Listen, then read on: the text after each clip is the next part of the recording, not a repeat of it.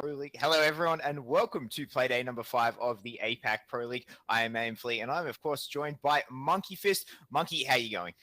I'm alright. At least I didn't mute myself to start things off with. Yeah, that went really well. You couldn't even tell until you said that.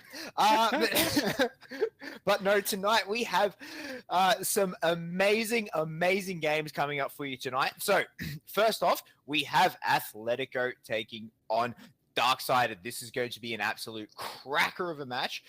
This is going to be an absolute incredible match. I think this is the top two of the top 3 teams fighting for each other tonight. Meanwhile, after that, we're going to have Control versus Taboo. Yeah, so Control versus Taboo. We start of the season, I'll be saying Taboo all night long. However, Control, they've really surprised us this season. They've come out the gate swinging, managing to get some points up on the table. Absolutely. Speaking of points on the table, let's have a quick look at how our schedule, how our teams look in the ladder leading forward tonight. Of course, this is a round robin. Athletico, the only team that is currently undefeated on our ladder with a total of 12 points, followed by Fnatic. Darksided, though, could potentially pinch that tonight. Yeah, they're looking to it. I would say I'd favour Athletico to extend their lead. However, the thing is, Fnatic with those 2 draws, that's the real surprising thing up in here. Oh, absolutely. I think a lot of people have wondered what's happened with those 2 draws. Meanwhile, Taboo sitting at 5th and Control currently down in last place with only a single point to their name. They've got a lot to prove tonight. Yeah, well, they've definitely had some really good performances. They did have that draw against Fnatic, which is probably the big shock, the 1st seed versus the 8th seed. And all their losses as well have been very close against some of these very top teams. So they've definitely been showing some fight, and I'm excited to see how they go from there.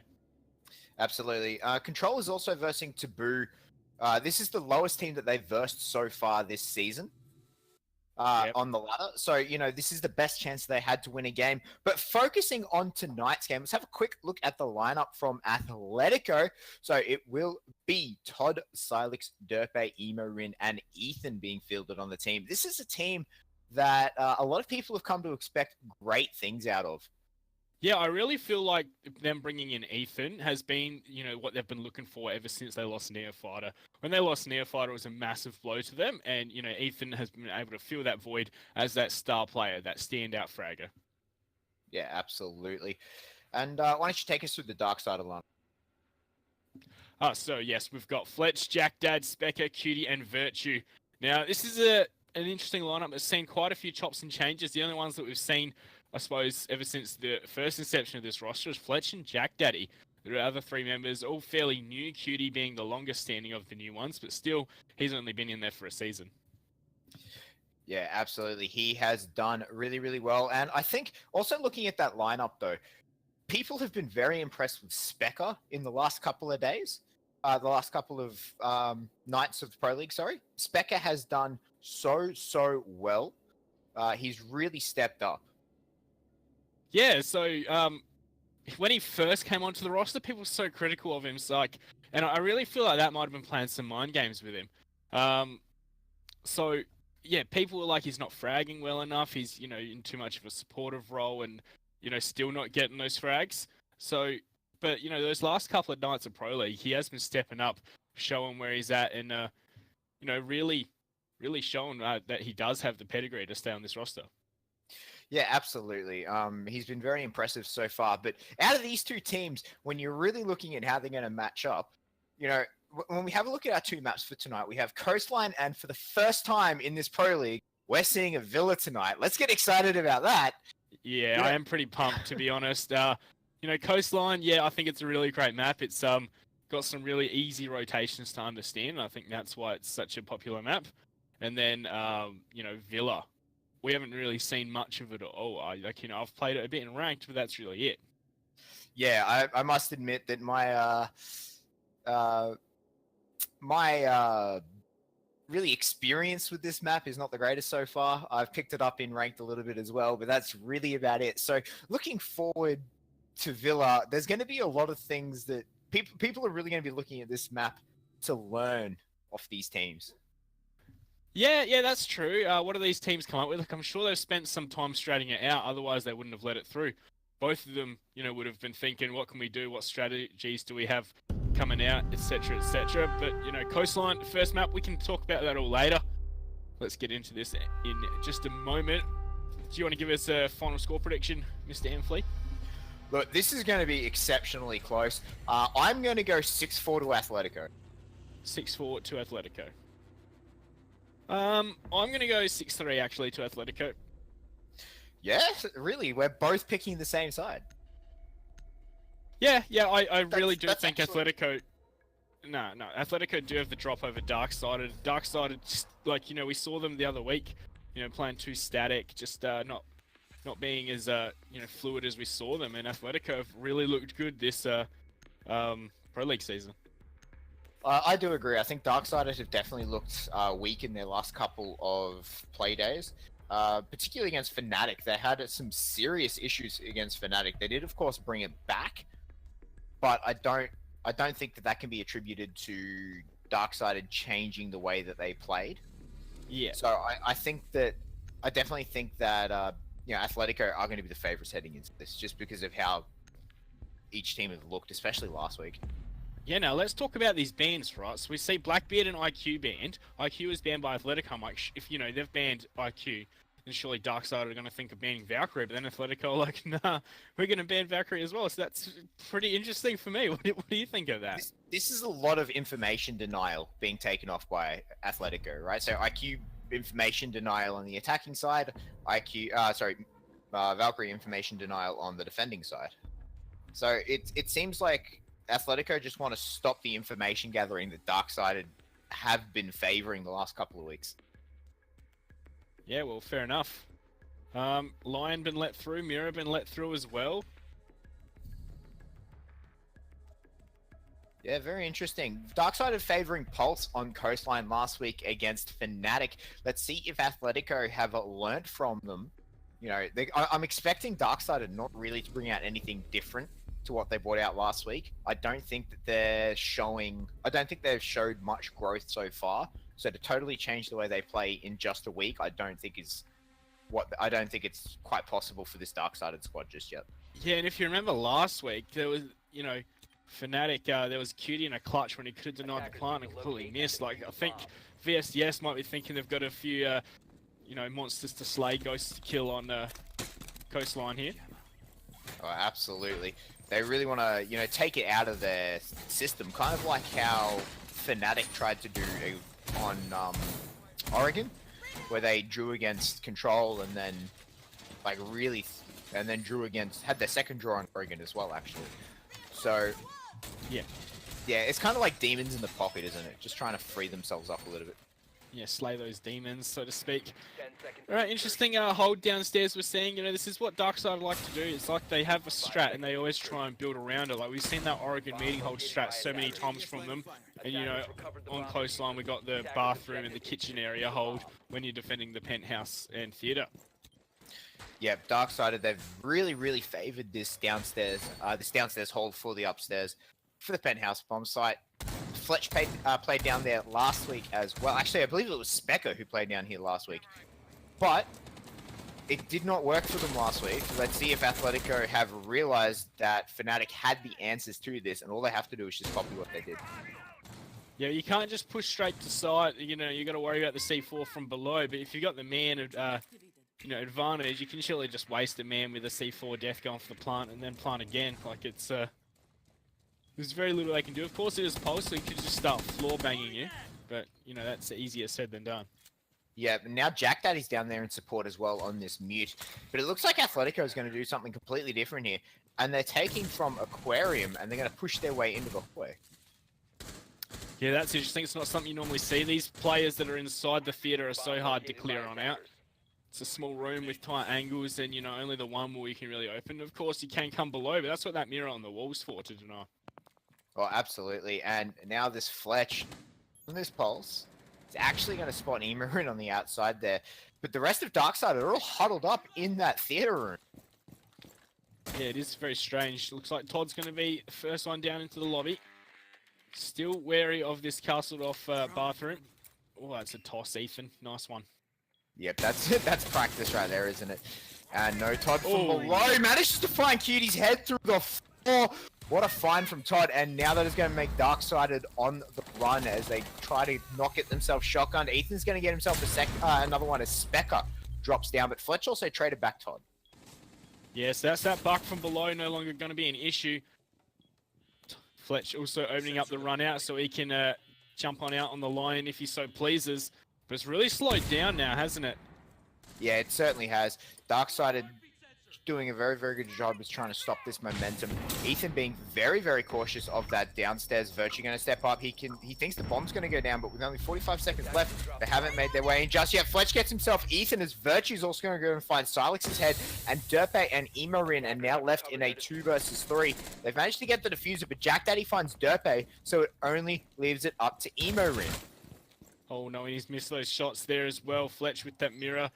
It's going to allow him to fall him back as the ping is coming out. C4 through the floor, but I think that's going to miss as Emo Rin's made his way further forward from that. 15 seconds on the clock. He's going to have to go very, very fast here. 15 seconds left. Yes, he is. And they're going to get the Claymore, but he's going to hear the shots coming from behind him. He still doesn't have the options. He needs to nail that mirror. He manages to down Virtue, but that is all he has going for him as Fletch is going to come around the corner, pre-fire him out, and that is the first round going to Dark-Sided.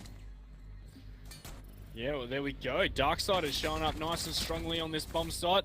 The push from Athletico seemed a bit disjointed. They did just try and ignore those players downstairs, and that was ultimately to their demise. Yeah, absolutely. I am actually really surprised that Athletico tried to do that push there. Ethan was left totally undefended over on that. No, he had a Claymore. He had a Claymore there, and he was watching the door run out. He just lost the jewel somehow. I'd say Fletch would have pulsed him and pre-fired him from inside still. Yeah, I'd imagine that he waited for Ethan to go back to that window, waited for the news that he'd placed pressure. He was placing pressure in the window itself rather than looking down, and I think that's when he probably would have striked. I think that would have been a very patient play by Darkside. Yeah, but it doesn't answer our question of how he got that Claymore, because that one looked pretty difficult to get. But here we go, Ethan going to 6-pick onto the line once again, and we're seeing the Echo this time for Spec Up. Yeah, it's the bomb site. Bomb site's back over in Hookah this time. So they hit the Echo last time as well. Like the Echo was 6th-picked last match as well. So it's really interesting that they're consistently trying to hide this Echo to me. I wonder why. Like, to me, Echo doesn't show like a certain hold or something like that. It doesn't. So I'm wondering why they're choosing to hide Echo over anything else. Yeah, here we go. We see that mirror coming up. It's high on the wall, no shield to protect it because there's no Blackbeard. Someone's repelling on the window to the north here. Could easily just take a heads-up firefight rather than have to worry about if it's a Blackbeard or not. Yeah, well, that's it. That actually really does change the way that this site's played. With no Blackbeard, you know, you don't have that shield sitting on windows. Yeah, and here we go into this one. 20 seconds down so far. Looks like a fairly stock standard hold. The Legion's going to only help with denying it. No one really playing downstairs, and Emo ran. He's in so fast, and he's going to find Fletch, who is trying to get downstairs. Yeah, that's what happens when you take too long to set up. A very nice shot by Emo in there. And now that has made Dark-Sided very, very cautious of him. Spec are going to be the one to try and peek this long angle. Though Silex's drone does see him. Yeah, and he hasn't seen the drone at all. Looks like we're going to see the push all together. Ethan's going to pre-fire, just misses, however. As Specker now is surely being detected. Oh no, there's a mute jammer right there, of course. Beautiful use of the mute there. Make sure that they can move around while the line E1D drone's coming off.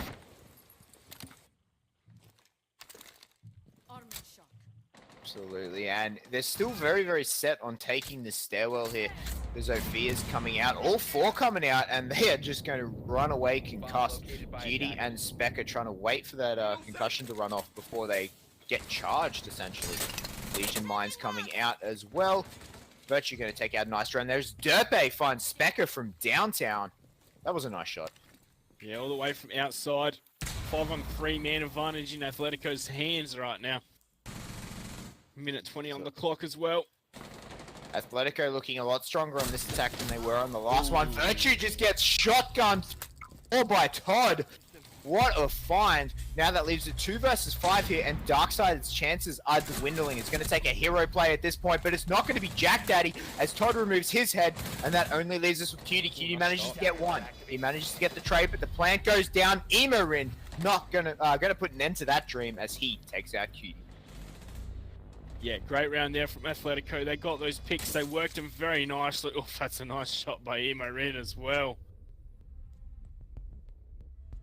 Yeah, some really, really nice work there from Athletico, and it seems like that attack was just so much more well coordinated than what the initial attack was. Oh yeah, it's definitely a better strategy there from Athletico. Whereas onto the Penthouse Theater, as we said, like it was very, you know, silly. It's just the push from the one angle. It seemed like almost seemed like a pug strategy, didn't it? Yeah, like don't even worry about countering the strategy they've got worked out. Just do what you want, apparently. Yeah. But they're still going to 6-pick onto that line. Did they 6-pick at the first round? I don't remember to be perfect. Yes, they did. He had Blitz picked out first and then switched over to the line.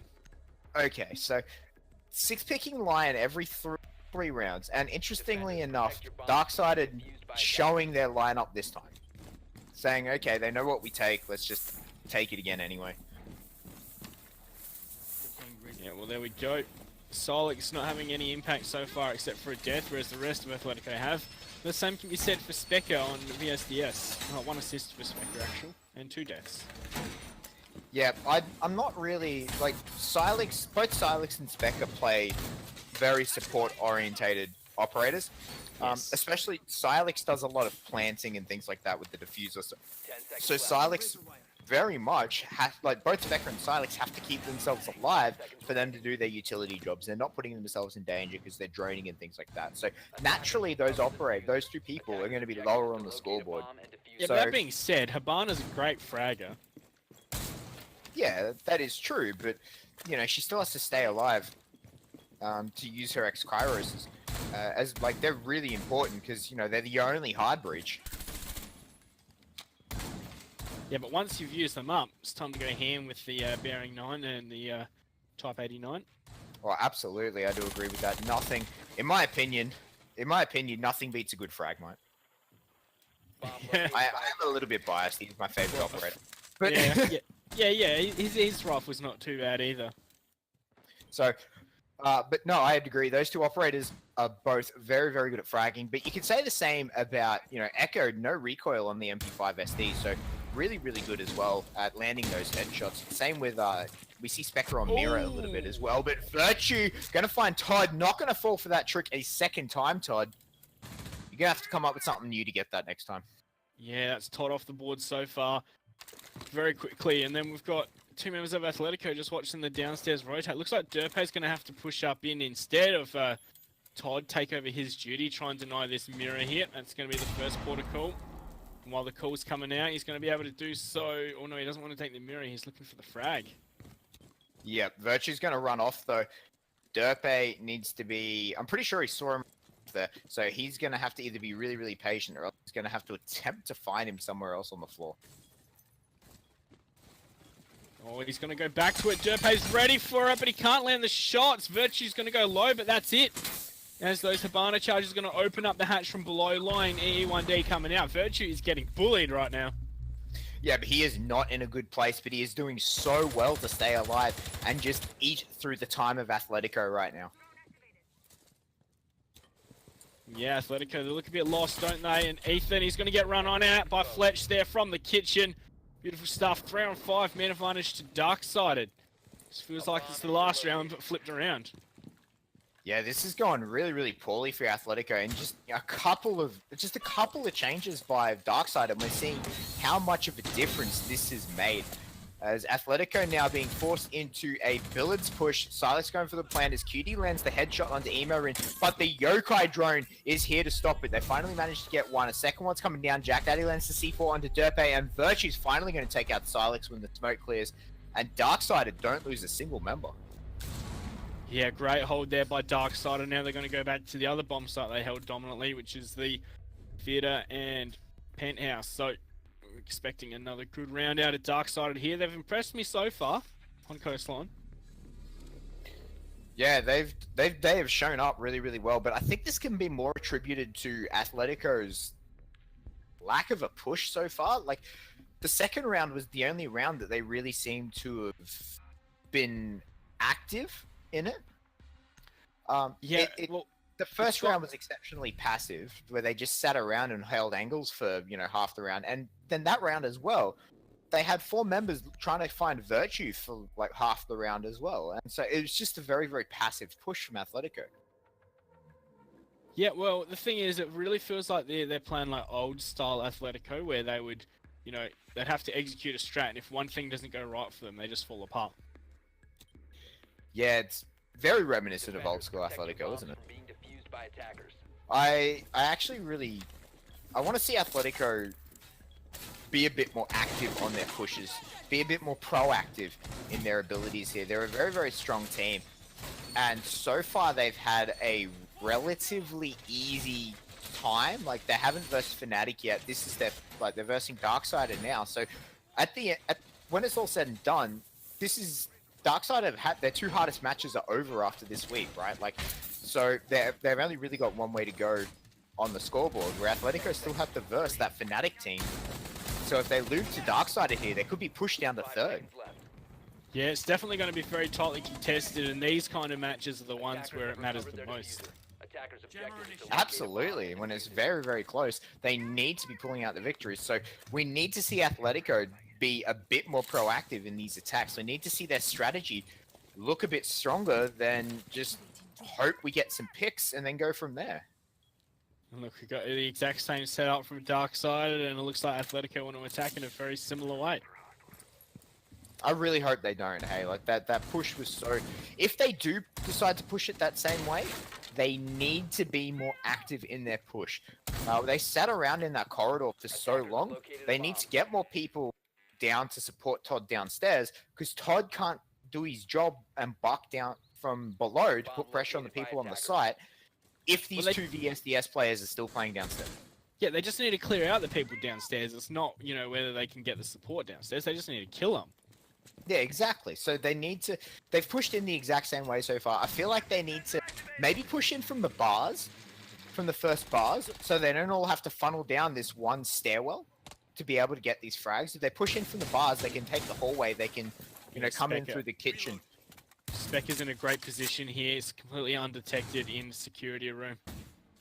No drones come his way at all. And Imorin's going to find Fletch. All right, that's a great start. That's the pulse downstairs.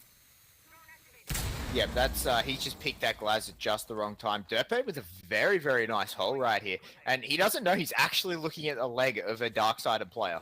That's really unfortunate. Yeah, well, it is through the wall. What? Like, he could wallbang that. He won't kill him, but he can get a bit of damage off. It looks like Specker's going for the long flank. And has Cutie been detected? I'm unsure, but Ethan is going to find Virtue. Looks like Derpe's going to be pushing the long hallway as well.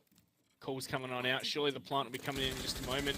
But do they expect a close one? No, that's Cutie finding Solix, but Imorin, he's very quick to trade that one on back, leaving us in a 4-on-2. Specker and Jack Daddy remaining both downstairs. Yep, Imorin going to take over plant duty now as Silex is dead, and the plant successfully gets placed down. Todd finds Jack Daddy for that kill. What a turnaround! Specker finds the head of Derpe, but Imorin is there to trade him back for the round win. There we go then. So Athletico looking strong on that push. They didn't have to take downstairs. They did it with just the right amount of pressure, and then they found the frags on the bomb site. The C4s from below were ineffective, and that's the round going to Athletico. Now, I suppose the reason why they're not really worrying too much about downstairs, right, is the fact that it's very hard to see 4 from below when they've got control of that lobby. Yeah, that is true. You don't necessarily need to kill downstairs. As long as you do control the lobby, you are correct. As long as you do control the lobby, you can get the plant down. So I feel like Darksided, their strategy there was actually very, very solid. The yeah, having that member undetected in security, I really thought was actually going to win them the round. Hey. Yeah, he really shouldn't have fallen off. He should have gone aggressive there. I really feel, Specker. Like the fact that you know, he pushed all the way around for a long flank was completely ineffective, whereas I had no idea where he was. He could have denied the buck. He could have killed Emo Rin, which is also providing Overwatch downstairs, but no. Just fell off it. Yeah, he needs to be a bit more confident in those pushes. And look at that, Emo Rin and Todd, man, doing so much work for the Athletico lineup right now. And a very even kill spread in Darksided as well. Yeah, once again, Solix 003 still not on the board. Yeah, he hasn't had the best time this game. I do agree with you so far. Normally he at least has one kill on the board. I think it's more of the fact his role on attack though. He'll drone out, he'll also like, you know, get everyone ready for the plant and then be the planter. Like, it's very hard to find frags when you're doing that kind of job, isn't it? Yeah, well, absolutely. Well, that's the role I play, right? Like, I drone for my entry fraggers. I'm the one who does all the planting and things like that as well. But you still do end up... That's why you dropped 1 kill against me in ranked, was it? When was this? I don't actually remember coming up against you in ranked. Yeah, you were playing with like Dev and Sky and everyone. Oh, okay, I'll take your word for it, but it sounds like an ant fleet, yes. Yeah. So here we go, Specker. Let's focus up. Specker's in that exact same spot. Oh, they're not falling for this time, are they? No, it seems like Athletico do mean business as they are pushing that downstairs now. Emo Rin. Oh, Todd with the coconut. I have no idea where that was from. Manages to get a fantastic nade kill there. Jack Daddy gets taken out. Virtue manages to get one as he is getting out of here. Manages to get out alive as well without a flick of damage. A great showing right there by Fletch.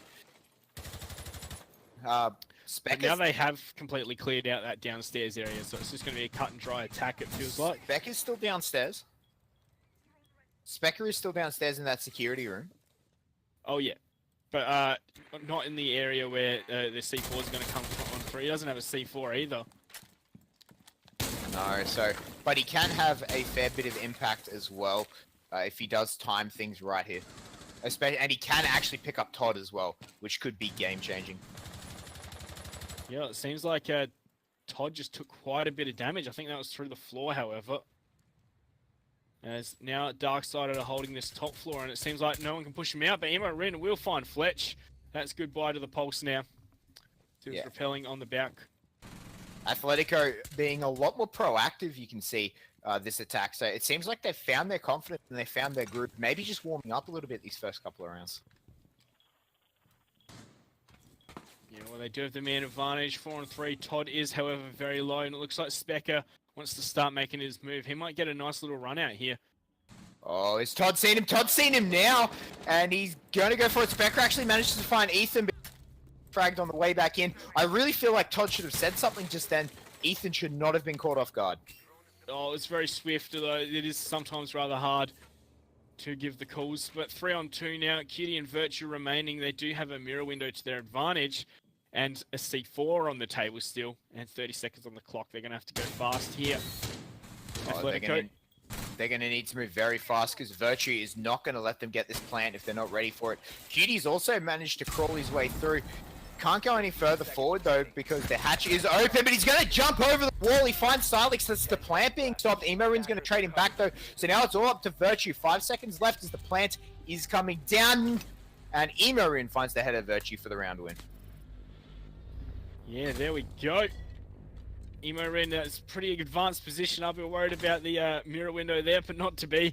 As Athletico take the half 3-2, the casual W, but I don't know who you're favouring now. I'm still favouring Athletico. I said a 6-4 to Athletico. I'm going to stick to my guns there. I think we're on track for a 6-4. 6-4, yes. I'm still going to stick to 6-3. Yeah, you think Athletico are going to ride this wave out? Yep, and look where they're starting off as well. Yeah, Blue Bar, Sunrise Bar. Something very, very interesting. It is a site that is becoming a bit more popular. The Frost is very interesting. Do you expect a 6th pick off this? No, I think he's going to keep it. Well, maybe not. You know, normally it's 6th pick into the Frost. Oh, there we go. No, he's tricking me. Into the Pulse, and there's Glaz for Specker. Yeah, I'm not too surprised about the Glaz at all. I think it's actually going to be extremely strong.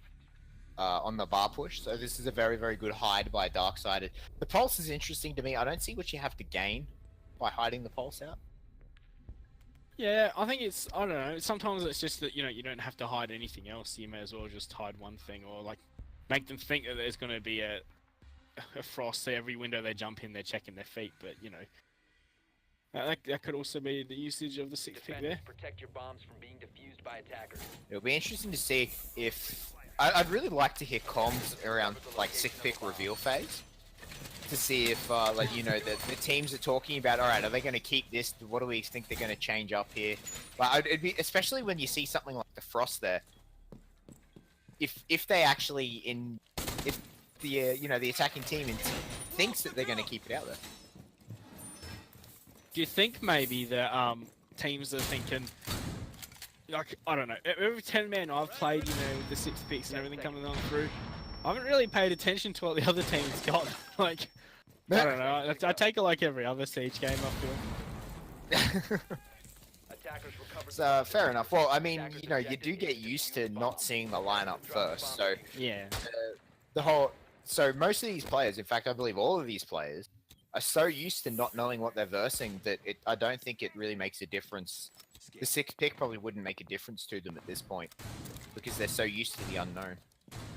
Yeah, I can imagine if from the inception of Siege, if people played with, reveals from the start and then stopped revealing it, that's when it would, and having a 6 picks as well, maybe, that's when it would be really effective.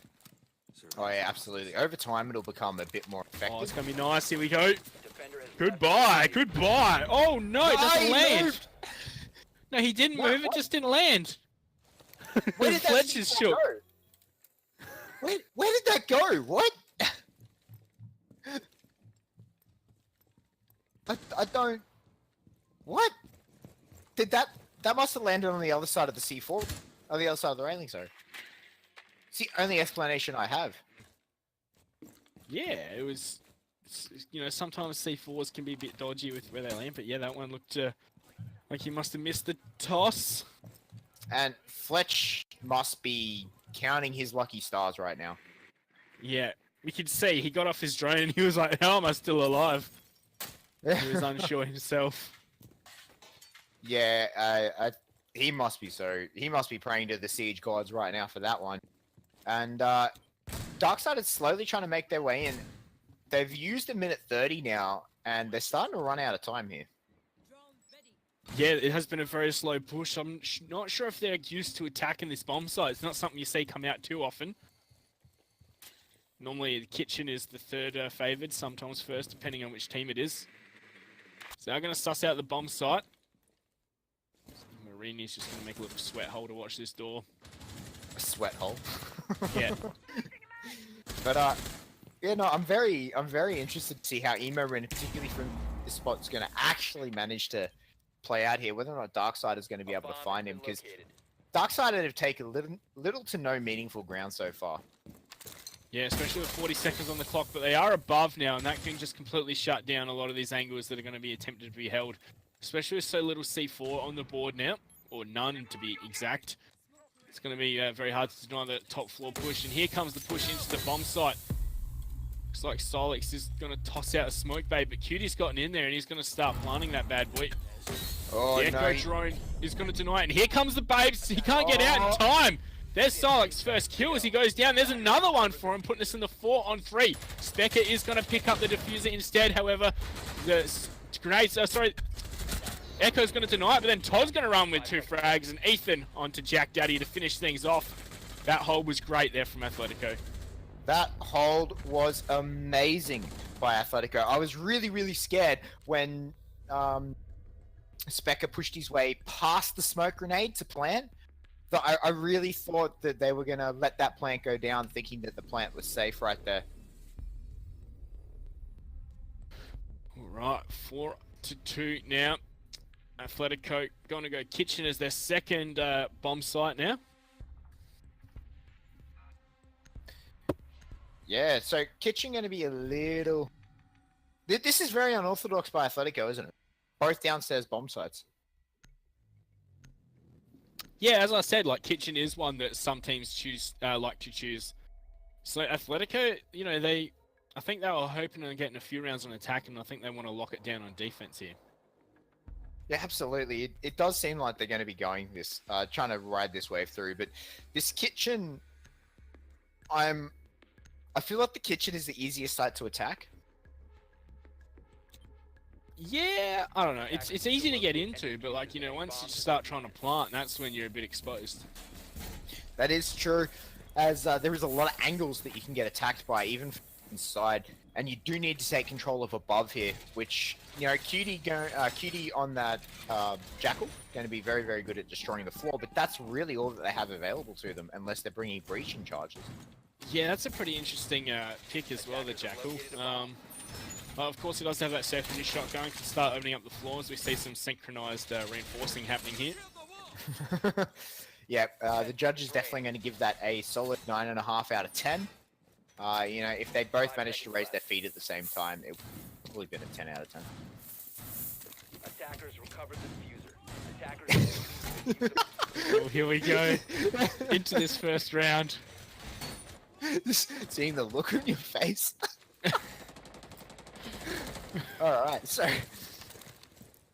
as Darksider here going to try and take control of Billards and Hookah coming up, and that's going to be their beachhead running forward into this map.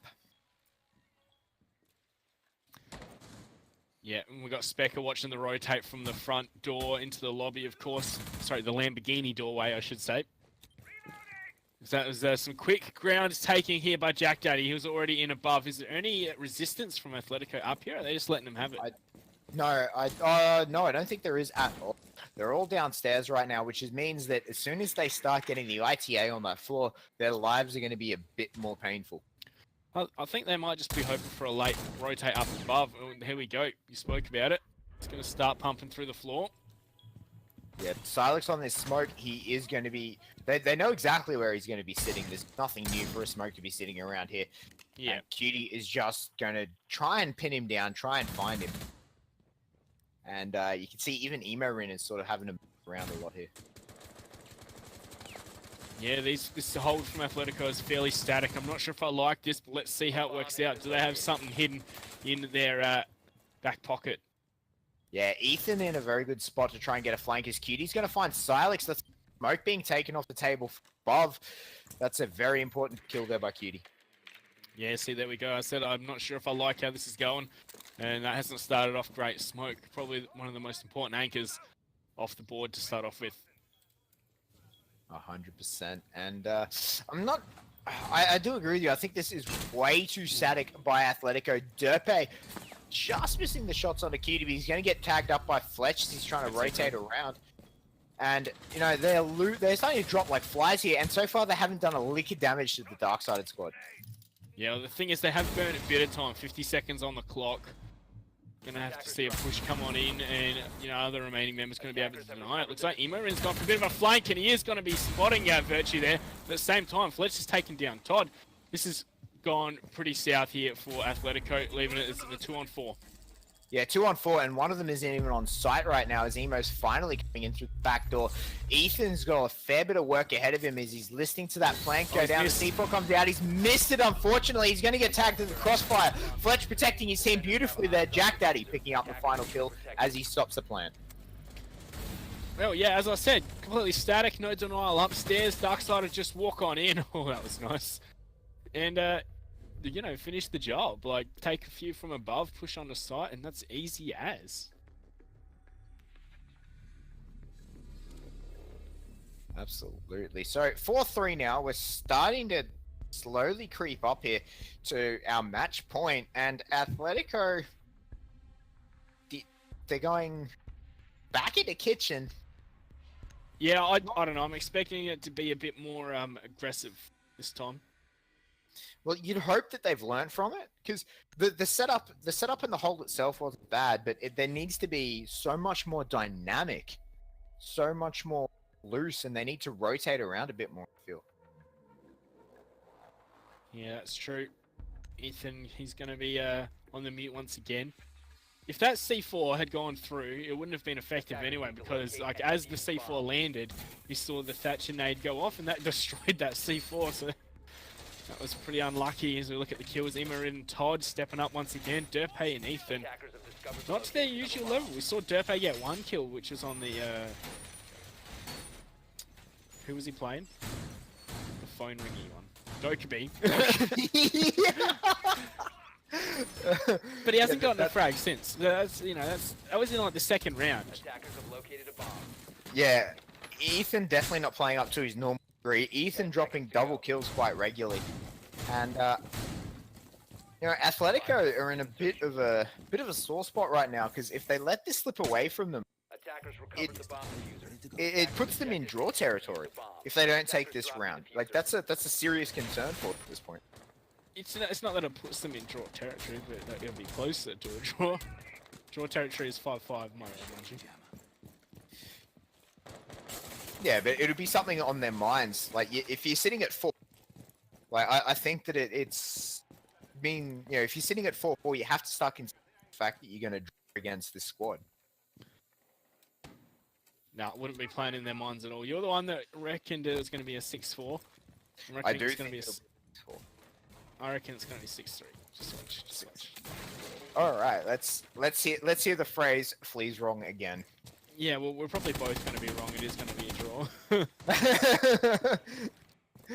draw. Alternatively, Darksided could win. Something we haven't really talked about so far. Yeah, it could happen, of course. 6-4 win for Darksided. But that being said, Atletico's first defense looked great. That second one did not look so much. But look, they've gone for a more aggressive hold up top with Emo Rin on that castle, casting himself into the penthouse theatre area.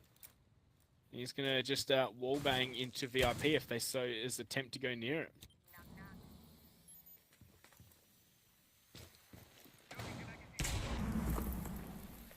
Right, so Athletico, they've actually got upstairs presence this time.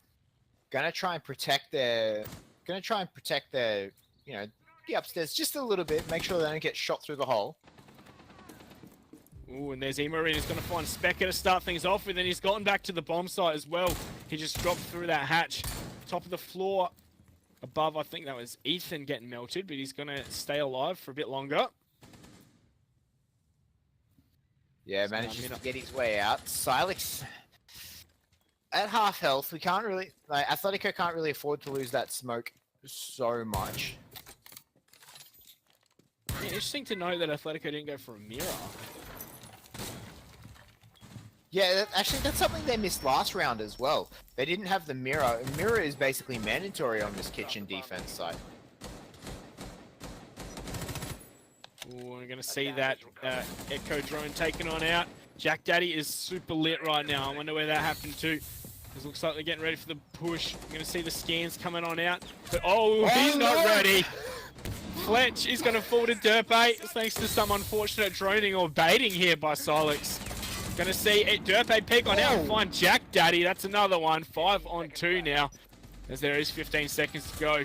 Virtue is going to find Emo Rin, but he's going to be immediately traded out by Ethan and Derpe to get a 3k that round. He must have hurt me being critical of him. That's put Atletico to 5. The worst they can do now is a draw.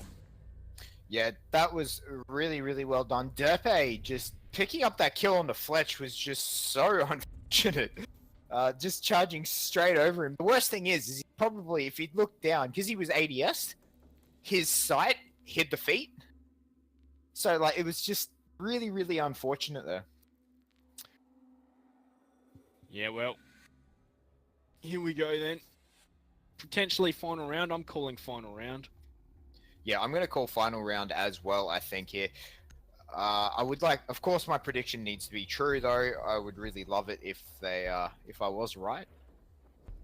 Just for something different.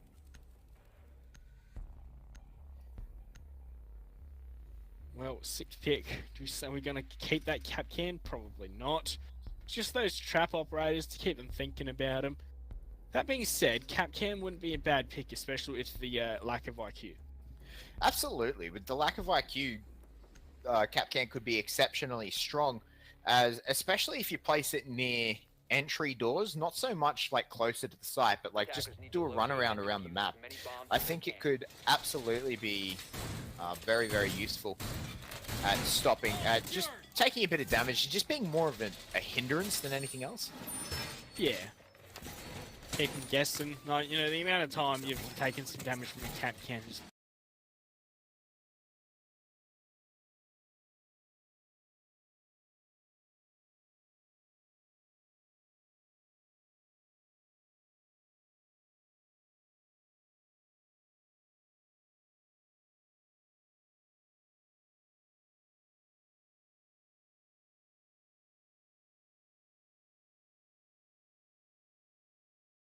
now, 5-3 scoreline.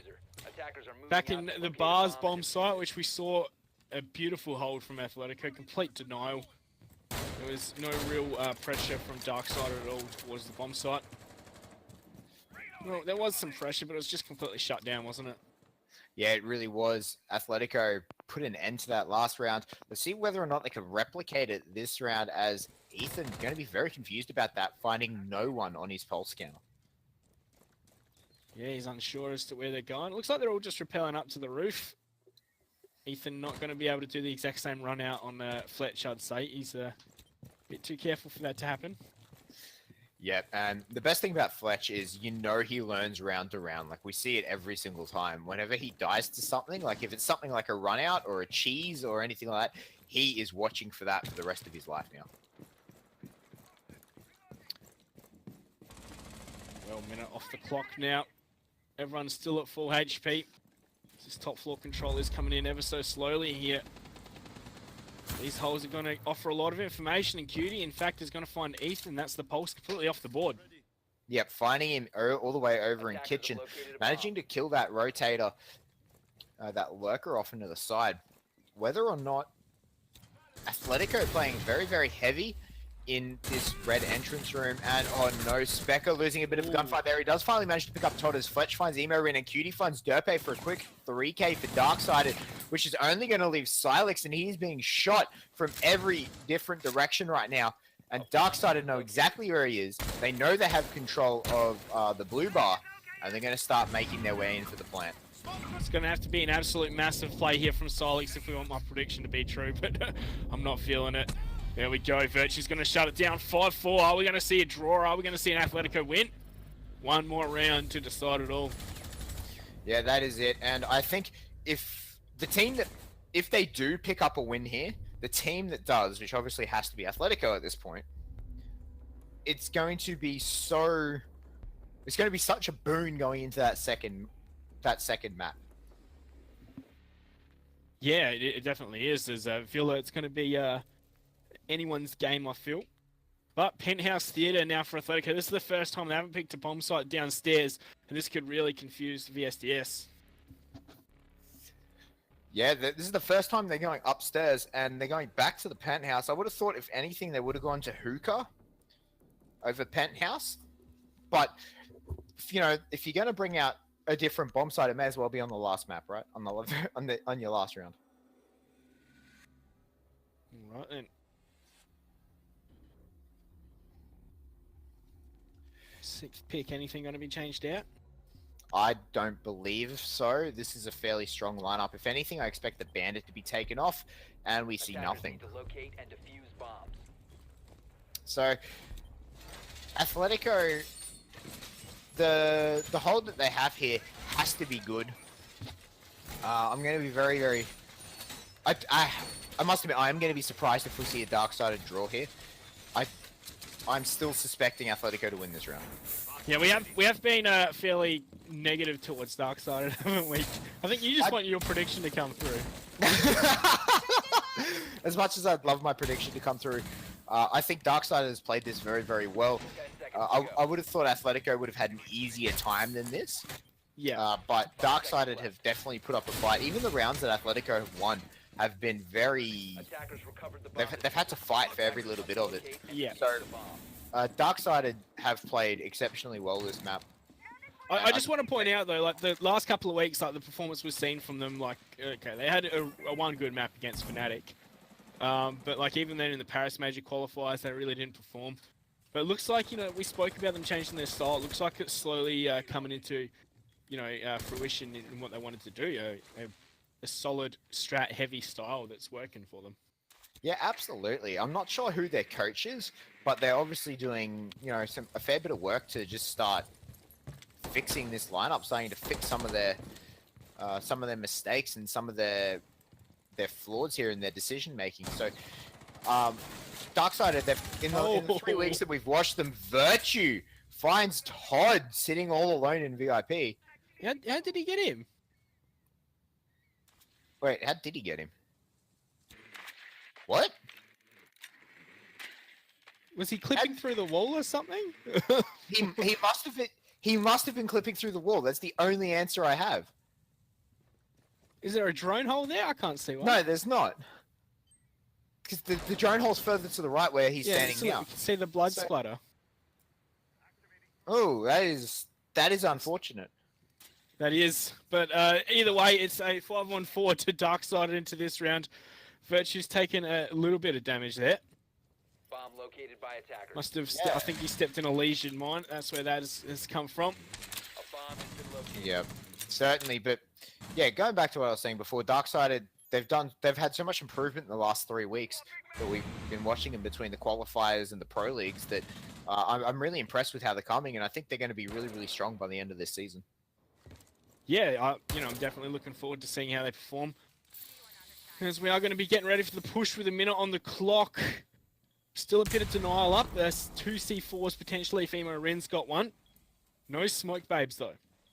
No, he doesn't have one, so yeah. Yeah, he's got the barbed wire, unfortunately. And yeah, you were right. They do have the smoke grenades. They also have impact nades.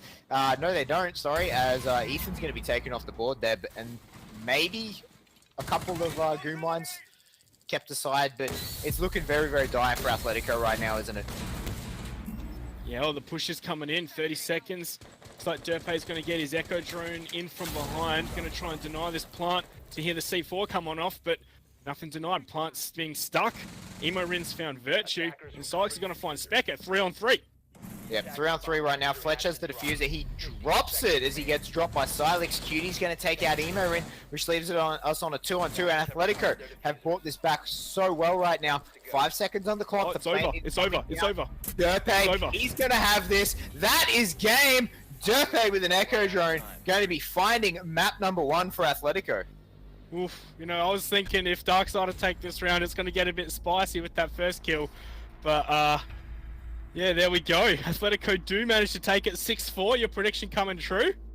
Look at that. I was right, Monkey. I'm telling you what's what now. All right. For once. All right. You don't need a, flex on me. All right.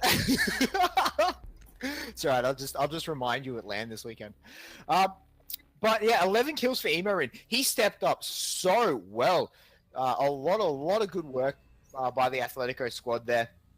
Working really well as a team and just evolving over the map to come up just a little bit better than what they did every previous round. Yeah, well, and in the end, Athletico take the W. We saw Emo Rin stepping up. We saw Todd step up. Ethan, not so much, but he did, finally end up putting some frags on the board. We saw Silex have a few good rounds as well. We were so critical of him early on. And, yeah, there we go. Yeah, I must admit, the Athletics squad looking better and better as time goes on. It seems to be their thing at the moment. They're very happy dropping a couple of rounds early and learning from their mistakes and evolving as the game goes on. I think that's what's really carrying them so far is their ability to learn over time. It's helping them in these matchups, in these longer matchups, because obviously now it's 1st to 6 rather than 1st to 5. And it's also helping them in these round robin formats as they're learning over the course of the season. Yeah, definitely. So I believe we might be having a break. If we can, get some confirmation on that. So just a quick toilet break for the players and a drink, and we'll be back in 5 minutes, guys, so don't go anywhere.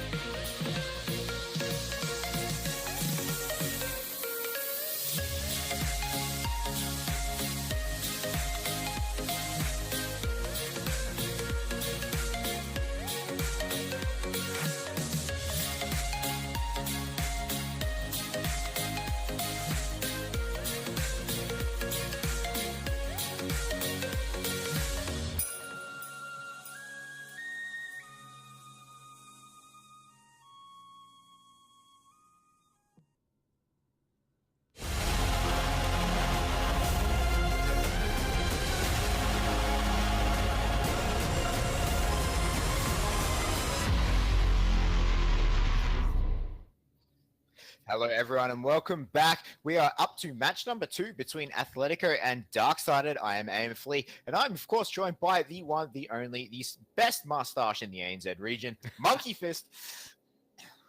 Hey, yeah, all right, we're heading to Villa. Should be good.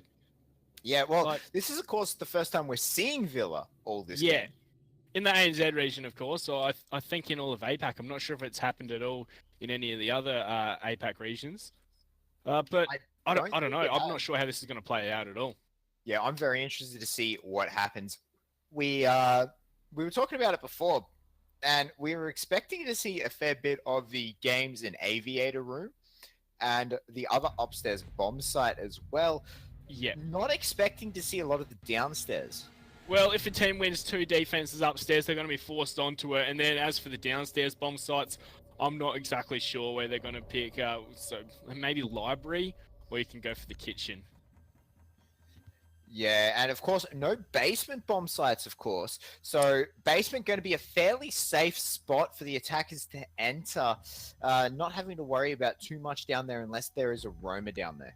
Yeah, I've never really, like, in the matches I've played, no one's really touched downstairs, especially on bomb setting. I've played it once on secure, and there was one secure area downstairs, but yeah, Jackal being taken off the board. Yeah, most teams just avoid that downstairs from what I understand, like, from what I've played. Jackal off the board, so maybe they, wanting to make sure that any roamers they do have downstairs can stay hidden. But I feel like it's just too easy to cut off. Yeah, absolutely. A blitz ban coming out of Darksided. We were saying that out of the 2 teams that have utilized blitz the best so far, one of them has been Athletico, which we, of course, didn't see any blitz coming out in Coastline, which Blitz is a very good operator on. So seeing him being taken off the board here so far is interesting to me. Yeah, and then we're going to see the mirror ban almost immediately. Also interesting. Yep. Mirror is actually fairly strong on this map. The couple of times that I have played this map in ranked, I've found some good uses for Mirror so far. So I think that's just a blanket mirror thing, though. She's so Oh, good that at is helping true. you hold down bomb sites. But yeah, it's really going to change up the way teams are going to have to play this, of course. As Darksided on attack and Athletico starting on defense. I would be very surprised if we did see some first floor bomb sites come out. And here we go, Aviator and Games Room first on up. yeah, but I don't think this is really a surprise to anyone, as a very, very popular bomb site. It very quickly became the pick bomb site to go to. Many people taking it as a primary, many people liking it over all the others. So I expect as this map gets explored a bit more, maybe that might change. But it's very interesting to see it being... I don't think anyone's surprised to see it being taken straight off the bat. The great thing about this bomb site, right, is the hunting vault part. You can hide in there and, just reinforce the one destructible wall in there. And you've got a sightline into both those bomb sites. But then, of course, you can open up a massive sightline between the 2 bomb sites as well. So I think that's a really strong anchor position, and that really needs to get shut down. It's best if defenders play someone in the classical hall in the little corner near that wall that can be opened up. It's just got one very small weakness, which is the window on there. So I wouldn't be surprised if we saw someone there with some ADS systems playing aggressive, making sure that they're denying that whole classical hall. Yeah, absolutely. I really, really want to see I actually expect we're going to see Echo sitting in that hunting vault that you mentioned earlier. Yeah. Being on that Echo, very safe spot for him to sit. He's got good reactions, onto both bomb sites if he needs to rotate yokai around and things like that. So, I really do think that I really do expect to see someone sitting in there. You are right, and it'll be interesting to see with our first look on the Villa exactly what these 2 teams have prepared. Yeah. So as for scoreline, what are we expecting with this one? Look, being a map that I'm not familiar with how these 2 teams are on it, I'm not going to be able to call it as much, but I still think Athletico is going to win. 10 seconds left. I'm going to go... No, 6-4 again. Let's do it. All right, I'm going to say it's a draw. I've been very impressed with how Darksided have improved ever since those Paris qualifiers. However, Atletico's still with that pedigree, going to take it right to them. And then an unexplored map, it's going to go back and forth unless one team has something Nice and secret hidden. There's something. Derpay goes for a spawn peek. Oh, and Jack Daddy's lucky to be alive. That's quite a bit of a miss there. Yep, Jack Daddy is very, very much lucky to be alive there. And you can see he was not ready for that. Of course, these little spawn peaks and things that we see out of these teams, this is what you expect to see on a brand new map. These little cheese things can only last for so long. And this is why I love watching new maps. Yeah, only going to last for so long before teams figure it out and know how to counter it. Then, you know, that's when we see a whole meta around a map where these things come in and out of favor. When people start expecting them, then they forget about them. They're able to strike them once again. But here we go, Specker down below on that IQ. Just taking out some gadgets through the floor. He does have to worry about this hatch. And it's actually it's interesting because IQ was obviously banned last map. Sorry, so this is the first time that we're going to see IQ in the first opportunity they have, and Specker is already on it. Yeah, so that could have been a target ban trying to, you know, impact how Specker went last map. But yeah, he has played fairly well. He's been improving week on week, so I think getting him into a more frag-heavy operator is definitely a good decision. And Athletico, Todd is the only one basically off site. The rest of them all currently sitting around site, and these mute jammers are going to start playing havoc. You know, they're just gone for a very one-dimensional push. You're going to see the Echo drone just pop off a shot. Looks like those mutes are completely denying this Habana as well. Yeah, they tried to get him from below, but Ethan, the mind game that he loves to play, he's picked them up as they went to get shot, and he's placing them back down.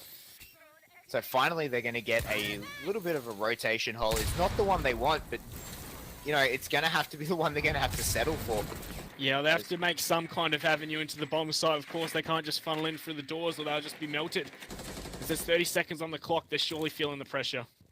Absolutely they are, as I want to see Todd come around with a nice flank because he has been the one rotating off around. Specker throws a bit of a coconut, doesn't manage to land it, but does land the shot onto Emorin instead, as Derpay has taken out Fletch in reply, leaving us in a 4v4. The plant coming down by Cutie. Specker picks himself up a second as Silex drops, and this Yokai drone going to come out, but Virtue finds himself the second as well as Todd drops. This is coming out. Virtue gets himself a quick 2k, so now it is all up to Ethan here. He's being shot from every different direction. Finally, Jack Daddy in the side's going to pick him up there. And Athletico just didn't seem to know how to deal with that push.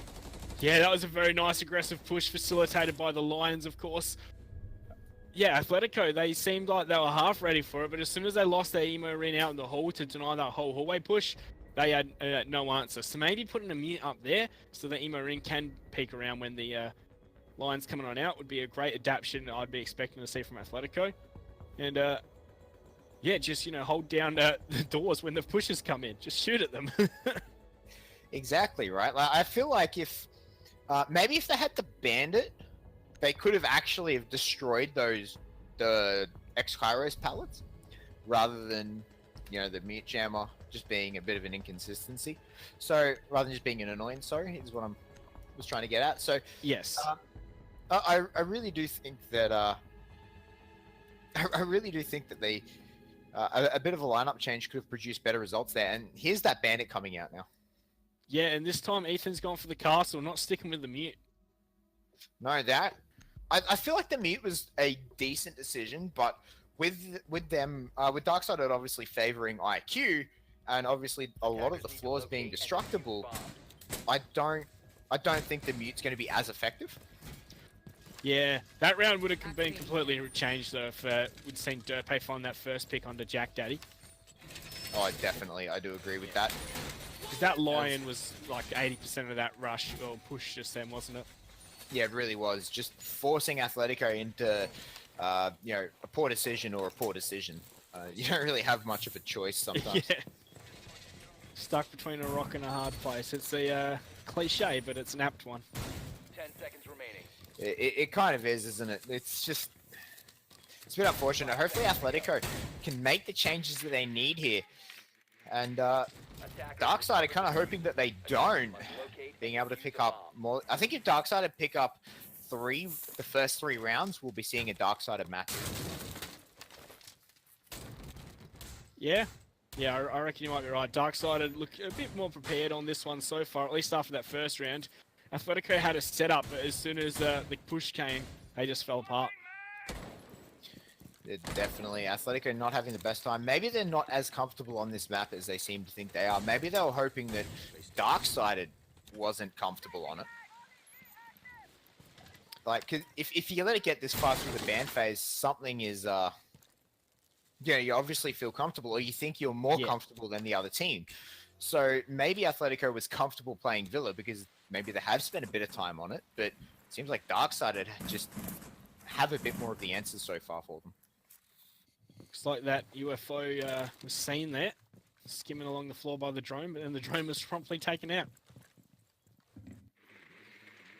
And I'd like to point out there was no spawn peaks coming out this time out of Derpe.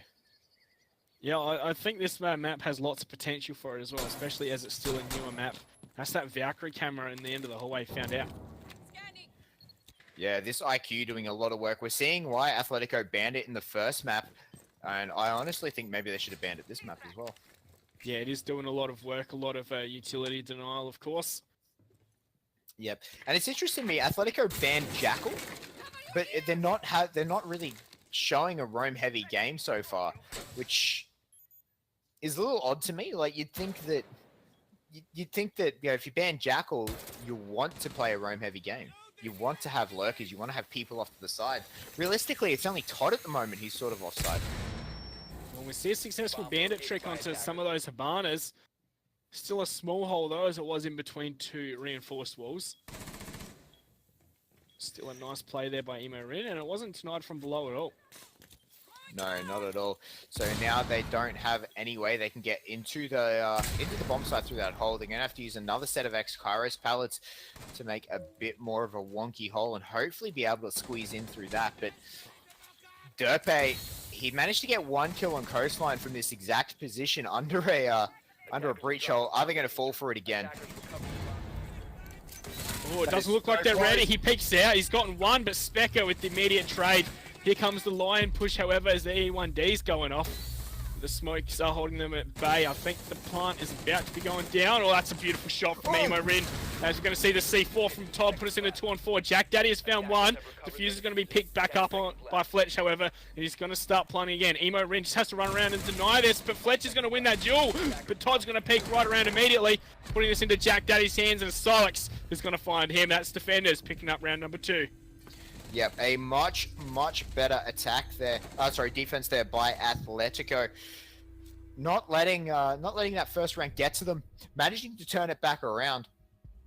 And I really like the fact that Todd on that roam had a bit more of an impact there than what he did last game. Yeah, Todd. I really thought Emo Rin was going to find the kill onto Fletch, but Todd was there to save the day once Emo Rin lost that duel. Yeah, 100%. And Darksided, I think that bandit really threw Darksided. Like when they managed to bandit trick the X-Kairos, that really threw Darksided. They didn't quite know what they wanted to do. At that point, they could not make a hole that they could jump through. So they had to go around, they had to start funneling in through those doors. So it was really well played there by Bandit, which I believe was Emo Rin off the top of my head. So I think it was, great work. And I think that bringing that bandit really stopped them. So going to stay on this second floor. Trophy and statutory room. Yeah, I just call it statue room. I'm not sure if that's what it is though. What's a statutory? Legal term, I believe. Yeah. What does that mean? Legal room? I don't know. Statutory room? I don't know. And let's get chat input on that. We're gonna be roasted for sure. But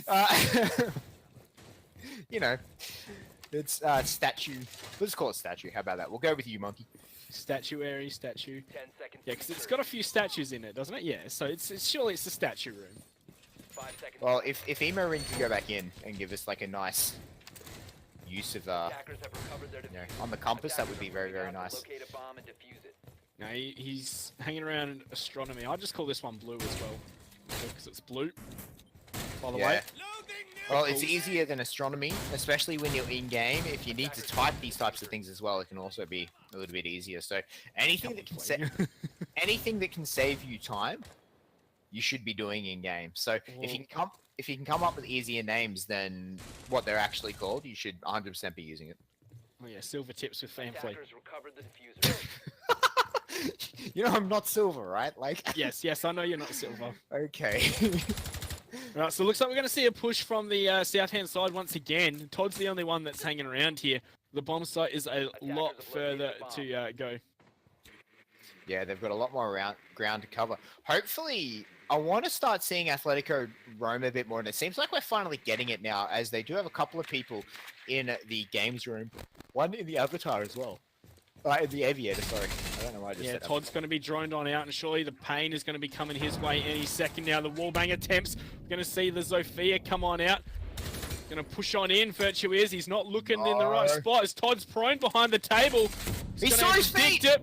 Oh my gosh, C4's come on out, but no, Virtue is going to find the frag as Fletch is going to trade one back almost immediately.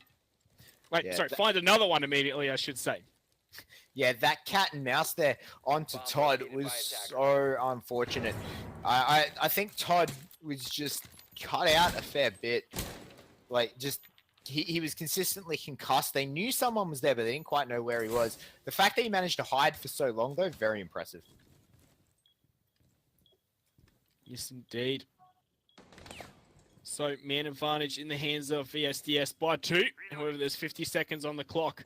You really feel like that's going to be favouring those defenders now. We're going to see Fletch go on down. That's Ethan finding that frag. Yeah, very, very good job there by Ethan. Trying to even out this man count. He's got another one there that he has to deal with. No, he is just going to piece out. Silex getting into a bit of a fight, but here comes Derpe as he's going to get taken down by Virtue. Virtue pushes him very, very well. The C4 comes out. Doesn't land on anything, unfortunately, from Ethan. Silex going to start throwing his gas grenades, and we're a 4-on-2 as the plant is thinking about starting to come down. It is Cutie with the diffuser. He does manage to finally get it, and now Athletico are on the attack. Yeah, here we go. Ethan is right on top of the diffuser, however, but if he tries to stick that, surely he's just going to get pushed immediately. Unless they don't even realize he's there. Yep, here comes Cutie. Manages to take him out. Cutie gets himself a double kill there as he drops Silex. And Darksided, very confident attack. Yeah, well, there we go then. Athletico not able to hold over the statue room or the trophy room. Yep, so they're going to go back to trophy statue. I don't think we're really surprised about this. I think at the beginning we're going to at the beginning we're going to definitely see a we're definitely going to see very limited bomb sites. I don't think we're going to see a good mix, a good sort of rotation. Sorry, what do you mean? We're not going to see a good mix of rotation?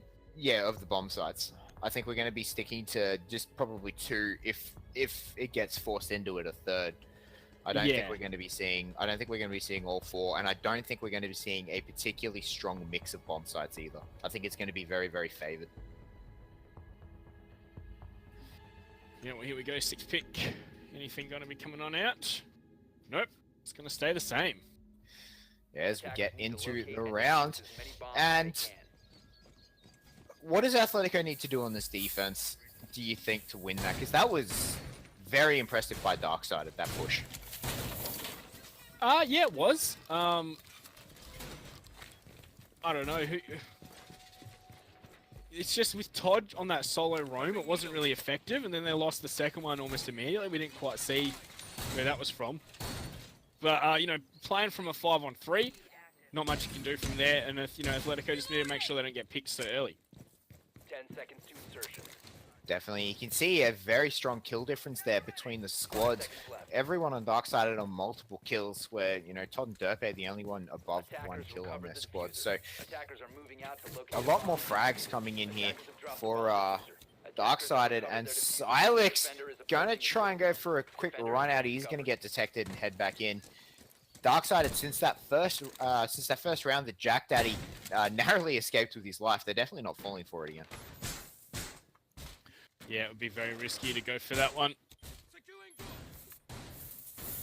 They're definitely being a bit more prepared for it these days. Jack Daddy's just going to rappel on up. Looks like they're not pushing as much from the north at this point, Dark-sided. I think they still might have the majority of their squad come from that angle. It looks like Jack Daddy's just going to make sure there's no jump outs from the bathroom areas. Yeah, Todd's actually made his way into the basement here. This is we haven't seen much action around the basement at all. So roaming is obviously very, very, very good in this map with 3 levels. There's only 2 staircases, I believe, on this map. So, actually, I think there's only 2 staircases on this map off the top of my head. So, it can be fairly easy to block the rotations up and down levels, but you can. Oh wow, Virtue barely managing to not get the frag there. Emorin getting away with his life. He's now essentially stuck there.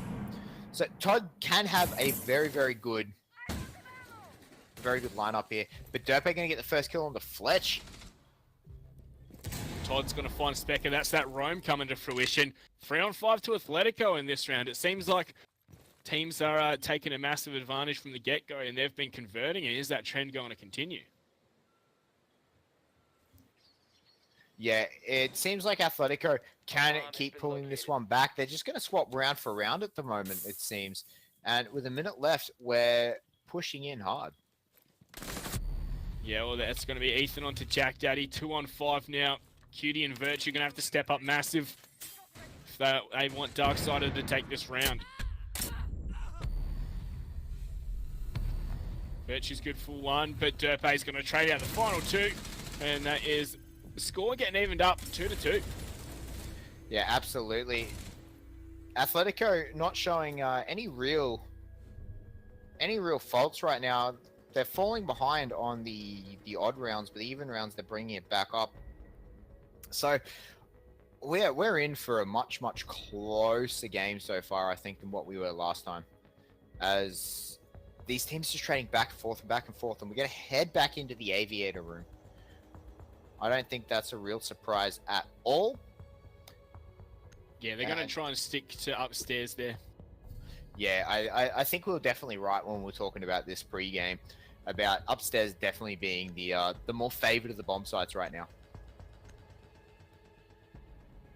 Yeah, for sure. As we head into the 6th pick. We're going to 6th pick the Valkyrie again. They're hiding that Valkyrie every single time. Why do you think that is? They know that they're bringing in IQ. They've brought an IQ every single time so far. Yeah, it's just been a great counter for it, hasn't it?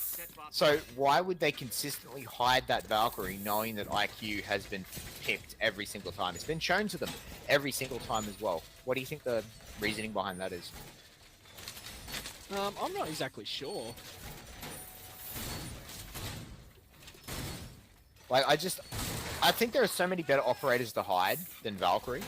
Yeah, like, what do you think in the Echo, maybe? The Bandit, even? If they're not expecting a Bandit trick, like... Yeah, like, you could easily hide the Bandit. Particularly, yeah, if there's a wall you want to trick, like, we saw some really good tricking from both Mute and Bandit in Aviator in the past, so maybe hide the Bandit? Attackers recovered the diffuser. Attackers must might make it a little bit easier. The attacker's bomb diffuser has been dropped. It's just... Well, yeah, 10 seconds into this round, it looks like we're going to see that very similar north side push. Todd's all the way downstairs on the other side of the map once again. Yeah, I want to see really sorry, I want to see a bit. Yeah, no, I want to see a bit more impact from Todd on these roams. He's roaming solo, so he either needs to waste a lot of time, or else he needs to have a bit more of a late impact than what he's having so far. He's being shut down. There, like, only 1 round has he actually been successful with his roam. Oh no! Yeah. Oh, that's a person, Specker. How can you not be on the board with that? I don't know. He's popping in and out. He's just trying to get this Echo drone, but he just can't find the angle. Oh, that is so unfortunate. As the person now has moved, probably realizing he's getting shot at, and he is not comfortable with that. Yeah, cannot blame him at all. We're not off the clock though. And where's the rest of the VSDS squad? All downstairs, trying to make sure that they don't get flanked. This is where Todd needs to do something, I feel. Like, there's 2 VSDS members all off on their lonesome right now. Todd could easily get into 1v1s with them. If he catches them off guard, you know, he can fall back into the shadows. And it looks like he's starting to move. Yeah, he's going to start making his way slowly. So now going to see this wall opened up, but Emarin's there to trick it once again, and that's a few of the Hibana charges off. They're not just one lot, or half of them. Yep, that's very, very unfortunate. I think there is only one X-Kairos charge left for Fletch, if my maths is correct. But it's just so... This tricking from Emorin has just been so good so far. Yeah, we now got Specker below. He's trying to punish that. Not successful, but here's going to be a push into the bomb site as well. No.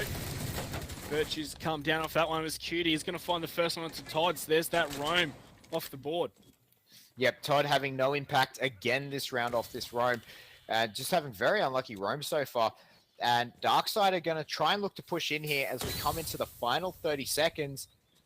I'm not 100% certain that Athletico are going to be able to stop this again. More concussion mines coming out. The second logic bomb comes out. Fletch gets the headshot into Ethan, manages to drop him. Fletch sees himself for second. He's managing to tag up Emorin, but does have to reload.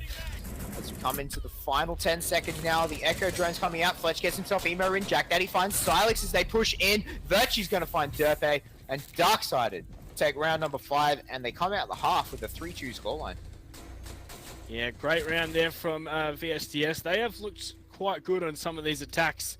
There's been a few where we've seen some good stuff from Athletico, but, you know, Darkside are definitely looking like they know how to attack on Villa. Yeah, absolutely. They definitely showed that they have an understanding of the offense on this round. Going into now their turn to defend now. Aviator coming out first. Not a real surprise in any way, shape, or form. I feel like this has become the default site so far. Oh yeah, it sure has. But yeah, 3-2 half, pretty even across the, you know, all things considered. But Darksided looking the better, and you know, for that they've, you know, snagged an extra round. Yeah, absolutely. So, seeing, I was really hoping we were going to see the Yellow then, but Six picking it into an Echo, not a bad choice at all. Echo, a very, very strong operator. I think we're going to see Echo sit in that vault again. I don't see why we wouldn't, as, you know, that has been his strongest point so far. And a castle this time coming out for Fletch. We didn't see a castle get run for Athletico at all. Are you surprised by this? Sorry? We're seeing castle come out by Fletch. This is something we didn't see Athletico come out with at all. Oh, we saw it a few times. I believe we saw Ethan pick it up once, and remember he changed out from the mute to the castle? In trophy. Yes. In trophy, but not in aviator. So, do you think it's going... Are we seeing like an almost identical setup between these two teams? It's looking fairly similar, isn't it? Jack Daddy's going to leave down these bandit batteries rather than just leave one on the hunting room wall. Cutie's going for a bit of a roam downstairs instead of Todd. Yeah, what kind of push are we expecting? Well, he doesn't actually manage to get the steal drone. Cutie's going to piece his way out, but it looks like Athletico are going to try and push their way into the basement here, or the first floor. No, Todd finds the head of Cutie as Cutie walks straight into him. That is unfortunate. A very, very good pinch there by Athletico. Yeah, they were just all lined up across the map and just shut him completely down. So that's the roamer off the board, you know, super fast, 30, 40 seconds. Attackers have located a bomb. Yeah, absolutely. So heading back up, a shield sitting on the pool table. That's something we saw Athletico doing as well. Is it just to hide the... just to hide the stand-up? Like, just to hide a standing-up player? No, they were playing someone sitting behind the shield pretty much every round. Athletico. So yeah, you can stand behind it, or you can sit on the pool table behind the shield. As we're going to see, Athletico pushing to the study, I believe it is. Yeah, study, which is in front of these 2 bomb sites.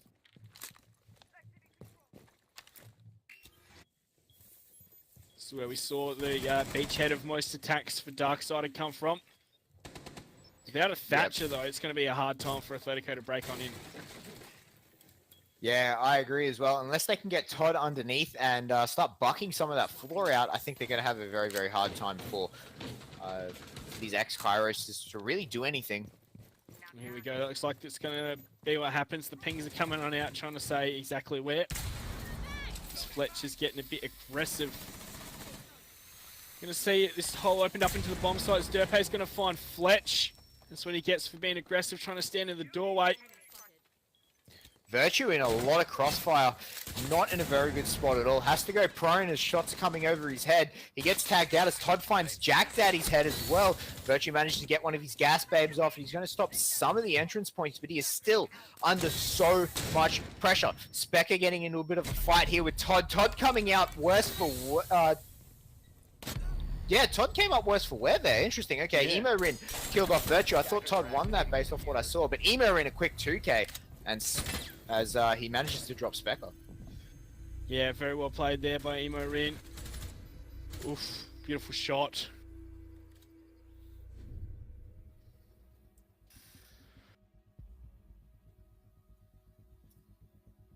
Well then, 3-3 scoreline. As I said, this one's going to be closely contested. Teams are going to... I don't know, it seems like the team that goes down to a deficit first loses the round. Yeah, absolutely. I think this is going to be very, very tight. We could potentially see this go all the way. I'm going to revise what I said. I think this is going to be a draw. I think this has been way too close. I wish to point out that's what I said from the start, by the way. Yeah, well, if you're right, Monkey, I'll buy you a cheeseburger at LAN, alright? Oh, sweet. Anyway, into the next round. 3-3 scoreline, of course, and we're going to see the same bomb site defended. As you said, it's going to be a very static in the bomb sites we see. Not much tripping around the rest of the map. It's going to be pretty much all upstairs. Yeah, look at that. A kill spread from Darkside. It's so even. And the kill spread from Athletico more in a waterfall shape there. More of a waterfall shape, eh? Yep. You know, off a cliff, down, like Atletico's land dreams. Trickle down economy. Frags. 10 seconds. As we are about to head into this next round. Yeah, absolutely. So Darkside, they're going to try again for this. And Athletico lost their first defense as well on Aviator. In fact, Athletico lost their first defense on every side. Yep. Maybe that trend continues. Maybe, you know, teams learn from it and get better. Yeah, I don't know. It's going to be an adaptation process from either team, but surely these teams have scrimmed this map like quite a few times now. You would think so. And a team like Athletico and Darksided, they've probably scrimmed each other on this map. Right, like we know that the top teams in our season, in our scene, sorry, Athletico, Mindfreak, and Darksided are all very, very close teams. They scrim each other a lot. They like to practice a lot, and they're fairly open as well. So here's this window I was talking about as well. You can completely deny that area, but Cutie, he's just going to completely shut that Blackbeard down. He doesn't care about your face shield. He'll say, see you later. yeah, absolutely. That was very, very, very good shot by Cutie. Unfortunately, Ethan did not land the headshot. If he did, he would have lived. It's a bit unfortunate there, but Cutie takes a lot of damage though. Yeah, well, you know, sometimes a lot of damage isn't enough. You need to get 100, and he's going to be reset as well. So I think he lost about 70 from that DMR. Yeah, and that was only the one shot. Todd throws the nade up. It forces Jack Daddy out. Emo Ring going to find Cutie, though. Through that, Doesn't that's matter, to he the was drone reset. hole. Yep. So, yeah, great find there by Cutie. And if they can land another nade, Jack Daddy will die to this. But no, a beautiful trick there from the Bandit is going to stop one of the ex-Kyroses. Now Silex is going to have to find an additional entry in, or else Todd's going to have to do some work here. So yeah, these teams still not 100% coordinated on this map so far. It's causing some issues. Looks like the bandit batteries are going to be destroyed from below once again. Yeah, so they're going to force Jack Daddy away from all the walls here, and then they're going to finally manage to break it in. And wait, did he just lose another ex-Kairos? I don't think so. Did I see that? I thought I saw it off the corner of the screen. But maybe not, as Derpe charges straight in, takes a bit of damage from the Zofia, gets concussed as Fletch peeks out. Fletch has got himself a second before he gets dropped by Silex. A fantastic hold there by Fletch, managing to put a stop into Athletico's push. Silex has to go for the plant here. The gas babe misses. The C4 comes out and misses as well. Finally, the gas babe manages to hit him, but he does manage to plant just a little bit further around. Todd puts a pre-fire into Virtue, misses and loses that fight, and Jack Daddy takes out the planting Silex. Darksider come out with a strong defense there. Yeah, there we go. It looks like teams are adapting on the fly completely to each other. It is very interesting to watch, isn't it? It is very, very interesting to watch. I am very excited to see Villa. Like, this has been good so far. I think we're going to be seeing probably a bit more Villa in the future. I hope we do anyway. It is such a good map. I think this has been one of the best released maps in a long time out of Ubisoft. So I do think that, you know, this map is a really, really great and balanced map. So I would like to see more and more of this map in the future. Yeah, well, VSDS pulling ahead on this one. They're now up to 4-3. Silex going to 6th pick into a Monty. As, oh look, we're seeing a downstairs bomb site fleet. Dining room kitchen. Ooh, this is the first time we are seeing it. So I wonder what they have in store for this. And do you think Athletico are prepared to attack all bomb sites? I wouldn't be surprised if they were. I see some reinforcements going downstairs as well. But yeah, what's that? I'm not exactly sure what the plan with that Monty is. Like, is that useful on an attack statue room or what? I would think so. I think that would be the idea. I do think that would be the idea. So maybe they are going to get caught out here. Or maybe they are aware that Darksided favor this as a secondary bomb site. Yeah, perhaps. We'll have to see how this plays into here as we're about to head into the round. And anything else stand out on the operators? I think Ethan's having a bit of a rough time. He's going over to the Habana. Yeah, he's going to pick up that... he's going to pick up that support operator, as obviously Silex gets the ultimate support operator. The moving Monty. wall. Yep, Yeah. just the moving wall. So I would like to see especially with the Monty, a basement take here. It's got to be, you know, I think that's going to be the only way that they can sort of utilize Monty at the moment, as this dining room is so big and open. We're actually discussing this before when we're having a look at the map. Yeah. Just to find some talking points, and it's this room is so open that Monty just won't be effective in the dining room at all. Yeah, well, it looks like Athletico are going for a lot of top floor presence. I see the silhouettes sending out drones and such on the second floor. Looks like we do see Inorin making his way down one set of stairs, however. And here we go, the buck from above. He's going to start tearing up this roof. Or floor, depending on your perspective. Well, that's it. Todd hopefully going to be finding something through this floor soon, as about half the round has gone. Silex is taking more and more damage as he's managed to step into goo mines, and he is in the basement actually, going to be forcing his way up these wine stairs as he's coming up pretty much on the site. Yeah, I wonder if they're going to have any kind of counter ready for him. Going to see Todd hopping around these holes he's made in the floor. It's a bit risky for him to be standing on top of them like that. Could be to his demise. He's going to open up above another one, and he's going down. Cutie! He's going to find those shots for the floor as he's pinged out the position of the Monty. Do you reckon the Monty's doing the same, pinging him out, trying to say this is where you should be bucking? But that was, in the end, not very successful. No, he chose to try and reload the shotgun rather than go for the peak. I feel like he should have shotgunned out the floor. Swift, what a shot by Emo in there. Good reaction times. He should have shot out the floor and then immediately switched to his rifle. Like, it's Jack just... Daddy's going to find Derpe. That's Lion, but Emo Rin's going to trade one back on through the smoke. Jack Daddy's going to have to go down for the reloaders. Emo Rin's gone low from a goo mine. He is getting flanked as well by the Legion, as that's going to be a shot as Virtue finds Ethan. It's all up to Monty, and Jack Daddy's going to find him. VSDS put themselves up to 5. Yep, dark-sided there. They definitely knew that. Athletico wasn't going to be prepared for that, and Athletico wasn't prepared for it.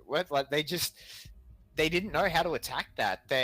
Nothing that they did worked out. They had people pinging spots for callouts and things like that, but it just did not work. It was just dark-sided had answers for everything that Athletico wanted to throw at them. Yeah, I really think that Monty was picked for that bomb site. Like, he's just going to sit in the door, he's going to ping the positions of people, and Todd's going to try and put the paint on from above. He just wasn't very successful at it, so yeah, in the end, it was a nice idea. You actually believe that Athletico called the kitchen dining? Or at least they were perhaps expecting it, and they had a strat for both bomb sites. Yeah, maybe, but a 6 pick into Legion here. Do you reckon VSDS looking to take this one now? It's definitely on their mind. And, being 5-3 up, Athletico have a lot of work that they need to do right now. Especially being on attack, they're the ones that are going to have to make the assertive moves. As we are seeing the statutory room come out now. Sorry, statuary. It's going to take some used to getting saying, isn't it? Statuary is such a weird word. Yeah, we'll go statue room. Statue and trophy. Yep. So, wow, look at that. That kill spread has not changed out of VSDS. They're just so even, so clumped up. Yeah, but Athletico, everyone putting in a shift, aren't they? They really are, but Athletico, Ethan on the bottom of the scoreboard there, only 2 frags. When you pick up a fragger and they only get 2 frags, that's not what you want in such a high-level map. Yeah, he's been having a rough time here on Villa. I could see probably how frustrated he was when he went for that peak on Blackbeard, and Cutie just won that dual heads up. Like, that would have been very frustrating for him.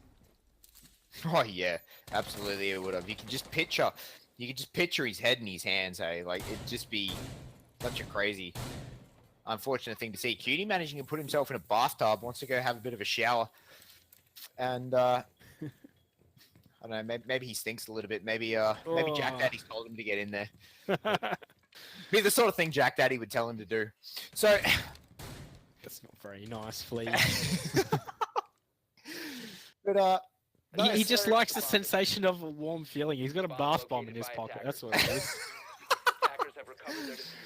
That's all right. So Athletico now, they've lost a minute on their attack, and it looks like they're trying to do another basement attack, not bringing the Monty this time.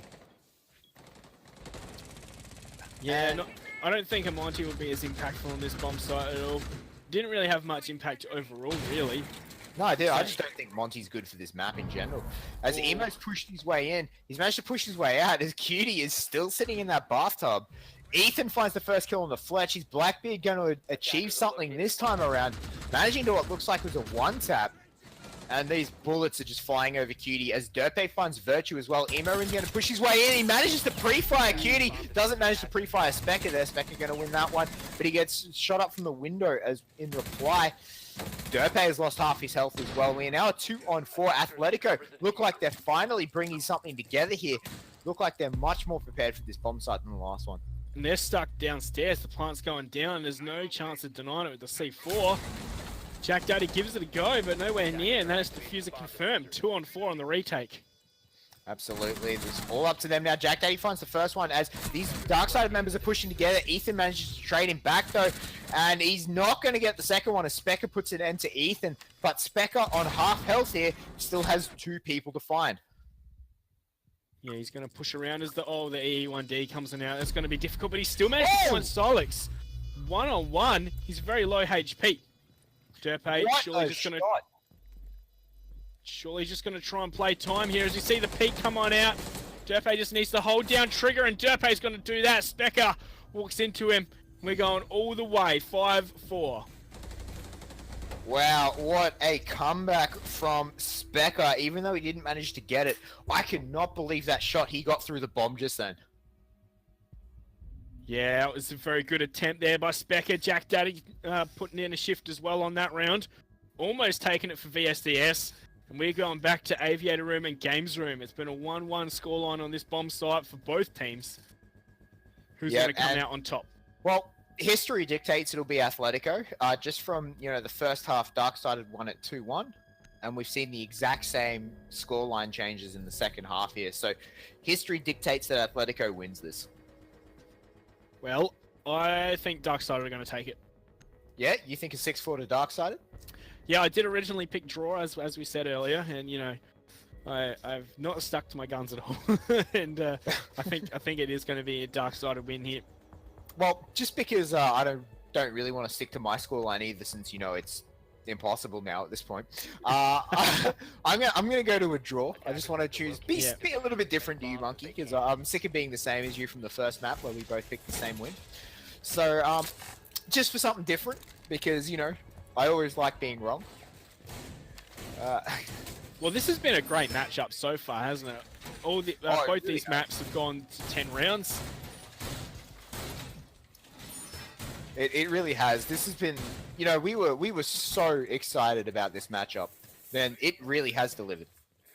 So this is, as we said, this is two of the top 3 teams facing off right now, and 10 seconds to insertion. realistically, if you're looking at it as in Fnatic gets first place, this is the matchup that decides second. Yeah, and if they each go one map for one map with the same round difference, it's gonna pretty much have no impact on the standings full stop, is it? No, it really isn't. It'll come down to, well, I actually don't know what happens if we have a draw in the round robin phase. I'd say my guess would be a go head to head and then round difference. So whoever gets the better round difference throughout the whole season might be in with the shot to take it. But I'm sure, if that kind of thing eventuates, we'll know exactly what's going on. Yeah, absolutely. So I would like to see a Darksided win just because of how interesting it would make the scoreboard. I think, it would make the end of season leaderboard. It would make it really, really interesting. But I do think that we are going to see a round here as to Athletico as Jack Daddy's taking a fair bit of damage through that floor. Yeah, he's taking a beating and a half. Ethan's going to rappel up on this window once again. Going to try and deny this person playing around the classical hall corner. Yeah, and we're starting to see Athletico make their way through to where they need to be. Starting to try and think about opening up the sites. As long as, actually they don't have a shotgun this time through the floor. They're missing that buck, which they've been playing so often. But Todd through the floor might be able to find another one. They're basically relying on Todd here on this IQ. I'm not particularly a fan of this. Yeah, I think they should have. I think they should have bought the buck. Yeah, well, if the IQ can make it work, it would be nice to see. It looks like Specker's taken some damage as well through the floor. He's down to under half as well as Jack Daddy. Minute on the clock, and we're going to be seeing Athletico getting ready for their push any moment now. I like this. This is the angle into the hunting vault. That's going to deny a lot of these anchor positions that these defenders are sitting in. So when the push comes to shove on the bomb site, it's going to be hectic. It's going to be frags left, right, and center. Yep, and here we go. Specker's going to be forced out by this ex-Kairos pallet behind him as well. He's going to have to run to the side. The E1D comes out, and they do spot out even more players from VSDS. And Ethan's made his way through. He almost found a head there. But he's not going to be able to get through that hole. Finally, they're going to start making their way in as these castle barricades are dropping. And Ethan's going to find the first kill on the Fletch. That's the castle getting taken off the board. And it's only 20 seconds left. Athletico need to start coming in with the attack rounds here. One gas grenade has came out. Jack Daddy finds Todd's head. That's going to be a good find. Jack Daddy finds himself a second. Silex is getting dropped. Silex was the one with the fuses. Specker takes out Derpe. Specker takes out Emo, and we are now all down to Ethan in a 1 versus 4. He's pulled out the Deagle, and Virtue is going to get the kill credit. Darksided managed to bring this back and take a 1-1 scoreline. Yeah, 6-4 victory for Darksided. Very impressive. You know, especially to bounce back after that coastline map, which they lost 6-4 themselves. Athletico definitely put up a good fight here on Villa, but, you know, honestly, as I said, Darksided did look better overall. Yeah, absolutely they did. They played phenomenally. Specker reaching that double-digit frags. Specker played out of his mind that map. I feel like if they didn't have Specker in there, Darksided would have had a much worse scoreline than what they came out with. Yeah, for sure. So 1-for-1 overall in the maps, you said, and, you know, exact same round score as well. So he's going to play some interesting stuff on the ladder. Yeah, absolutely. It's going to be havoc on the late game ladder, and it's really going to come down to whether or not one of these two teams can pull either a draw or a win against Fnatic. Because if they can, and the other team can't, it's really going to play havoc on this late game lineup on the late game ladder board. Darksided have already gotten a draw against Fnatic in one map, and you know, we haven't seen Athletico go up against them yet. But, you know, we could also not count out some of those more wild card teams. Like, you know, we saw Control get a draw against Fnatic. Could they pull a draw against one of these top teams as well? It's, yeah, it doesn't come down to just the one thing. It's a multitude of things in the round robin. But, you know, if we just go off seeding, this match and this scoreline does make things very interesting. Absolutely, it does. But as for now, because Athletico started with a much better of a point score coming into this week, they still retain their first place scoreline as of tonight. There won't be any way that Taboo or Control can catch them, so they will end tonight with first place still. But guys, we are going to throw to a very quick break. Hold on as we get our second match, which is Taboo versus Control set up for you. So sit tight, guys, and we'll see you shortly. All around the world with the incredible Rainbow Six Pro League, we bring you the best teams in the world. Let's see who's really got it in them to win the title. Welcome to the Rainbow Six Pro League Season 7 Finals live from Atlantic City! Let's get the show on the road. Rogue versus Norarenko. The top side is where he has to worry. And the C4 Wolves just detonate right next to the two players, not really taking them down. Shuttle very low in HP here. The flick won't work. Shuttle and Slash will get the last 2 kills. And Rogue, they make it through. This match has been hyped up more than is any match ever in the history of Rainbow Six. BC will have to retrieve the diffuser, which is only just a couple meters away, but can feel like a mile. And from below, it's Kanto, the sub, sending Evil Geniuses home, and Penta will manage to stop EG's momentum and to the semifinals. And we've got another great contest, guys. FaZe and Millennium live from Atlantic City. And get one down on the floor. Now he'll spot from below. Trying to use the cardiac sensor. He spot one of the players, but no, he'll get peeked here, taken out. Livin will clutch the round. And ladies and gentlemen, for the first time in over a year and a half, we'll see France represented in the semifinals. And Kickstar will take us through our quarterfinal of the day between Liquid and Fnatic. Latin America's hopes are going to live on. Aces at the bottom of White Stairs. One Legion mine will be triggered. He'll see one, but that Vector not a large enough magazine. The Aussies go home, and Liquid back at LAN. They will advance. We know you are ready, Atlantic City. Welcome to the Rainbow Six Pro League Finals for Season 7. Rogue's always been a team that lives in the shadows of Evil Geniuses. Will today be the day where they bring it back and try to beat the monster that is Penta Sports? We'll have to see, ladies and gentlemen. Penta Sports versus Rogue. Easily down to 25. He'll get spotted. Kanto with a quick spray. The Mach 14. He'll spot the second. Kanto Ragetti with the 3K. Penta Sports, ladies and gentlemen.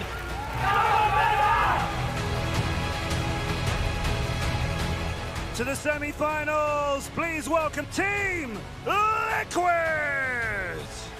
Here to win. They've knocked out one Brazilian team, they're looking to take the other. LA Millennium! As now Sexy Cake is able to walk in, PSK takes out Levin, and Hicks is going to have to clutch 1v4, but he's going to meet a blitz, and Liquid want their rematch. They're going to get it to the finals. The Brazilians go. We couldn't have asked for better games to get us to this point. We couldn't have asked.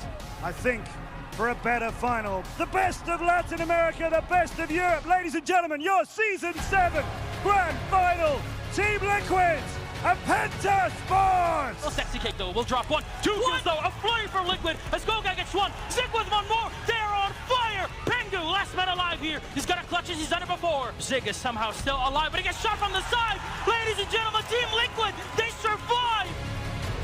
Everybody from Team Liquid concentrating their efforts. You see everybody, every single one of the players here concentrating on the one kill that they need. Have they run out? Yes, they will! Liquid, they win!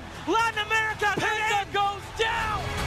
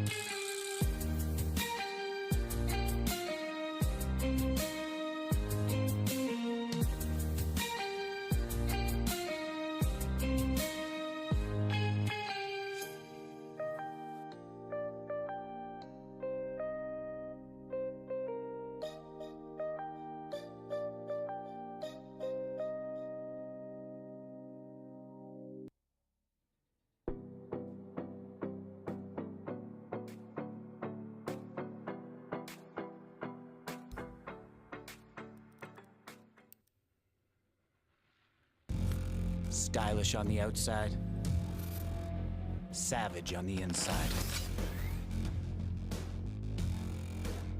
Legion by Lenovo.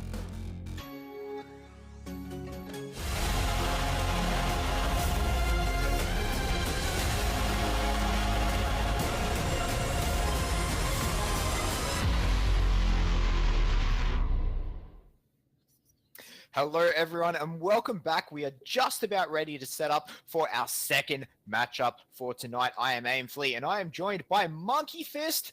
Monkey, are you excited for this matchup? Oh, I'm pumped. We're not really expecting a close game. I don't know. I'm still figuring out how Control are playing. So what we've got is Control and Taboo. Yeah, I'm still figuring out how Control are going. Like they seem like they have some good performances, but you know, coming into this pro league, I was really not expecting too much. So I'm still waiting and seeing how they go. Yeah, they've had some very polarizing performances. Like, you know, they drew a map against Fnatic, and they put up a good fight against SYF, but they haven't yet faced a bottom half of the ladder team. This is technically their first bottom half of the ladder team that they are facing. As you said, it is Taboo. Taboo currently sitting in 4th spot overall. Control currently sitting in last with only a single point on their to their name. I think this is going to be interesting. I think a lot of people are going to be favoring Taboo, but Control can definitely pull out a surprise victory here. Yeah, and you know, while we're talking about Control, let's take a look at their lineups, of course. So we've got Raven, Porridge, Scalican, Rock, and Cynics. Now the standout player for me on this team would have to be Rock. He's been in the competitive scene since its inception. You know, I remember coming up against him when I was a noob and just getting wrecked. So yeah, he's been around the block, and you know, he knows his way around Siege. Yeah, absolutely. He does really, really well for himself.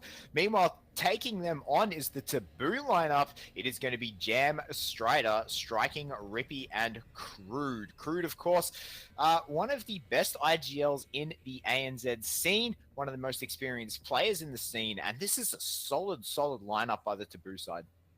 Yeah, it definitely is. I really don't feel like it's come to its full potential yet either.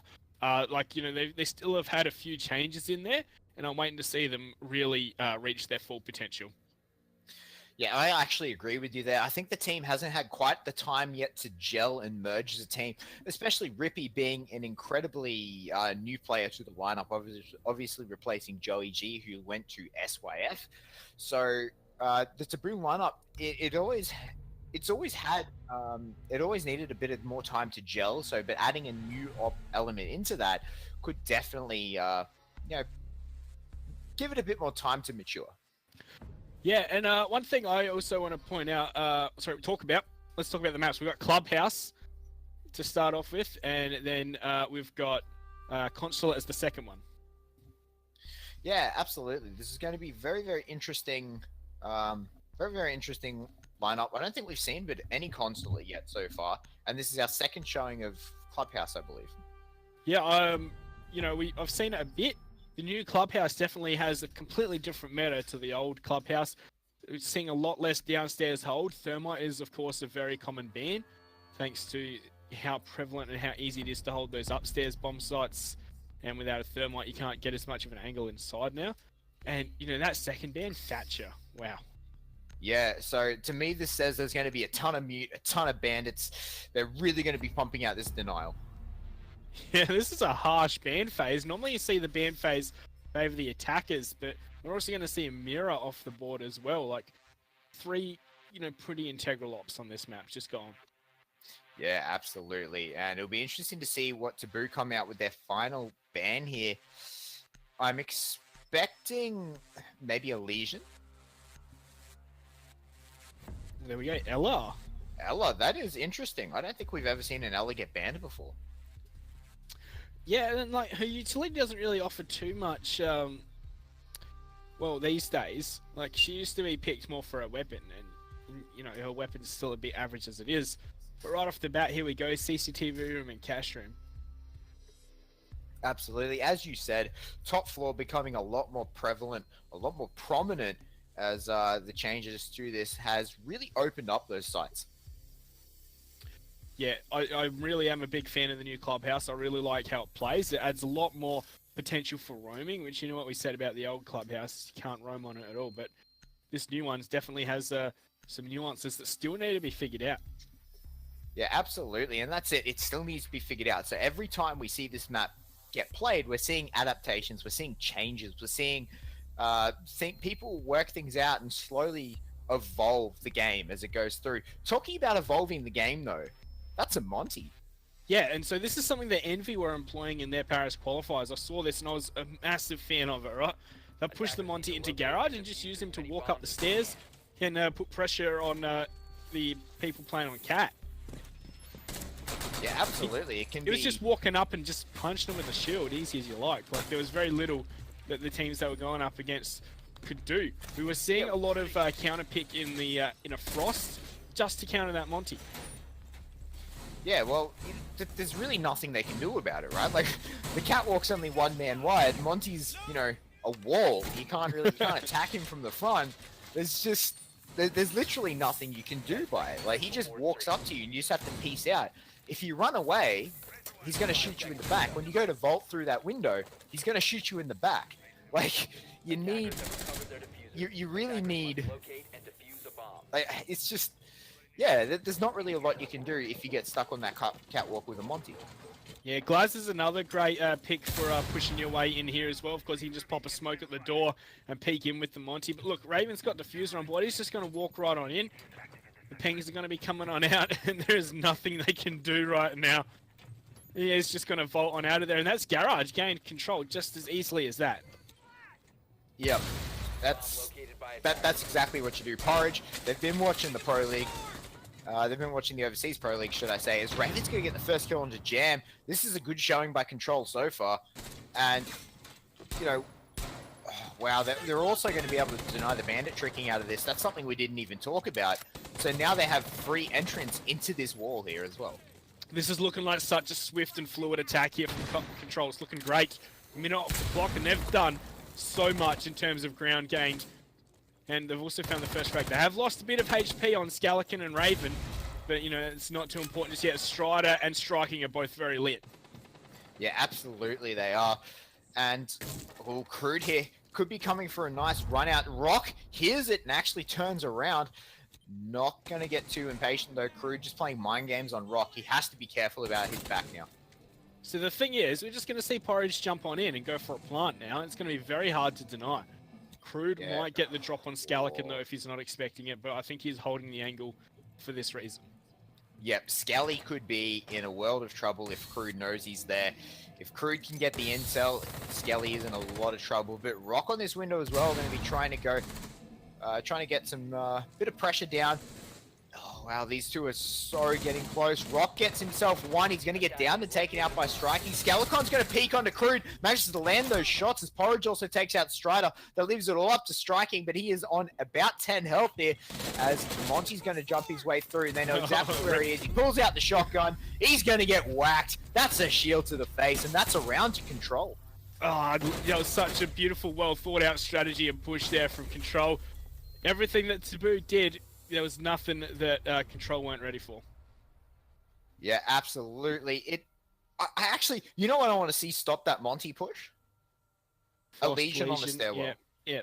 we saw it. We even saw people hiding behind deployable shields in the match between Envy and I think it was Aero Wolf or whatever. I can't remember the exact team name. I'm sure Envy and Ewok would know. Something like that. Maybe Xavier? Oh, either way, like they need to come up with something to stop that, because like they're gonna hide it again. That's another Monty. But there is that Legion that we spoke about. You're gonna see a lot of Legions get thrown down on those stairs. Yeah, they just need. I think along the catwalk as well is another prominent one. So he can't back. So he has to take a lot of time to back up, or else he has to have someone trying to push in with him to give him space to be able to pull the Goo Mine out. So I think one probably 3/4 of the way up the catwalk, and then one maybe on the catwalk itself is probably the way to go. I'm still surprised we're not seeing a Glaz there to work with the Monty when he's forced people out. Like, you know, Glaz just peeks when they're trying to jump in through the window, under cover of smoke, of course. It's an easy kill. Yeah. It certainly is. It'd be interesting to see whether or not they make that adaptation to bring that Glaz. Like, do they really need the sledge? Like, I feel like, you know, you could easily trade him out at this point. I think it's take more that for the Glaz. nades and how easy it is for him to counter these castle barricades. Yeah, maybe. That is a good point. You could always just whack it 11 times. Like, you know. Raven's going to do the same thing again. That's a grenade. So, are they going to be ready this time? Looks like Jam is hiding under these stairs. This is a little cheeky spot. Is the walls reinforced to his back? That's what I want to know. Yeah, it is. 100% it is. They're going to need to do something to take him out because Porridge will not be able to walk his way through. But now he is. Porridge is going to go up, see if he can't deal with, I do believe it's Jam up the top here. We can push forward! No, I was wrong. It's Rippy up the top there. But, you know, Cruz made a showing as well. Taboo are trying to force a lot in here right now. Porridge takes little to no damage from that C4. That is a waste of a C4 out of Rippy. But they still haven't dealt with this Monty, and they cannot push him out. After all this, the Taboo members have just packed up and left. Rippy is now left all on his own right up here. He hasn't got any support. There's that Legion one we were talking about, and Porridge is going to have a hard time getting to a safe spot. Take this out, but Rock is going to find Crude. That's the first frag going to control. Oh, Porridge is just going to make it. He's very lit. Yep, I feel like Porridge should have been reset. He probably should have let the Green Mine down him. And Rippy's going to find him, but Rock's going to take out Strider in return. And that is how you stop the Monty push. One good Goo Mine placement is all you need. Yeah, that IQ really needed to have more effect as she wasn't really denying any of those electronics on the floor there at all. No, she wasn't. I feel like, well, she couldn't get in safely. Skelecon's going to find one, but Striking's going to trade him straight back there. The refrag out of Taboo, really nicely done, but that leaves them in a man disadvantage still 2-3. So yeah, what I was going to say... Sorry, yep. I was going to say, both these defenders are off-site. Yep. But yeah, you go now. Okay, so with the IQ being off, not being able to get into Catwalk, maybe she could have repelled and followed the Monty along looking at the Catwalk.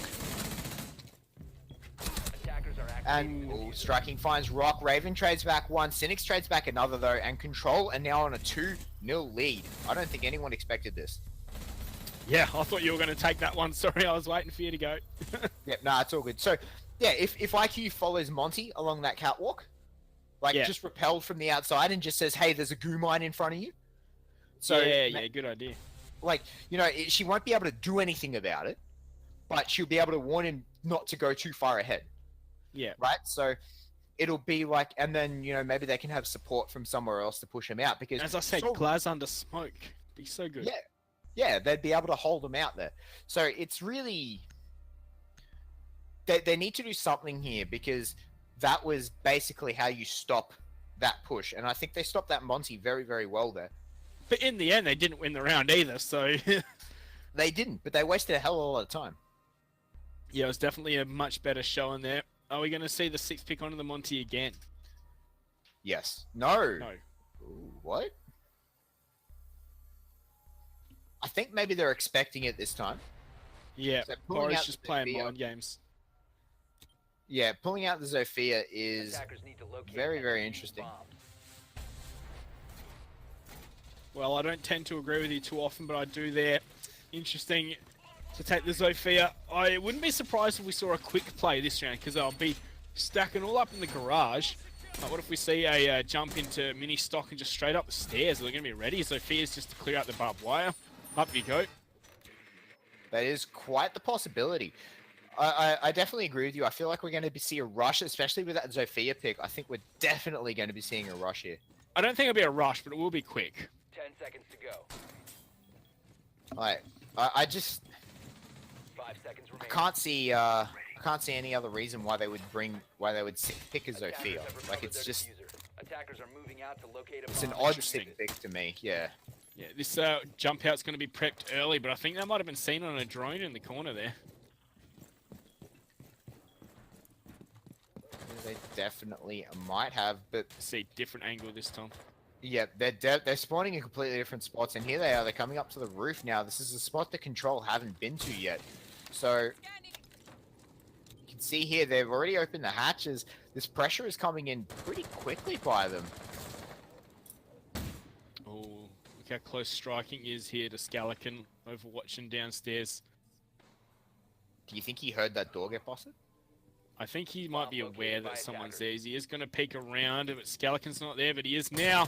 Oh, he's going to see him, and that's a beautiful shot. Yep, Scalicon nailing the head of striking there, putting a bullet straight between his eyes.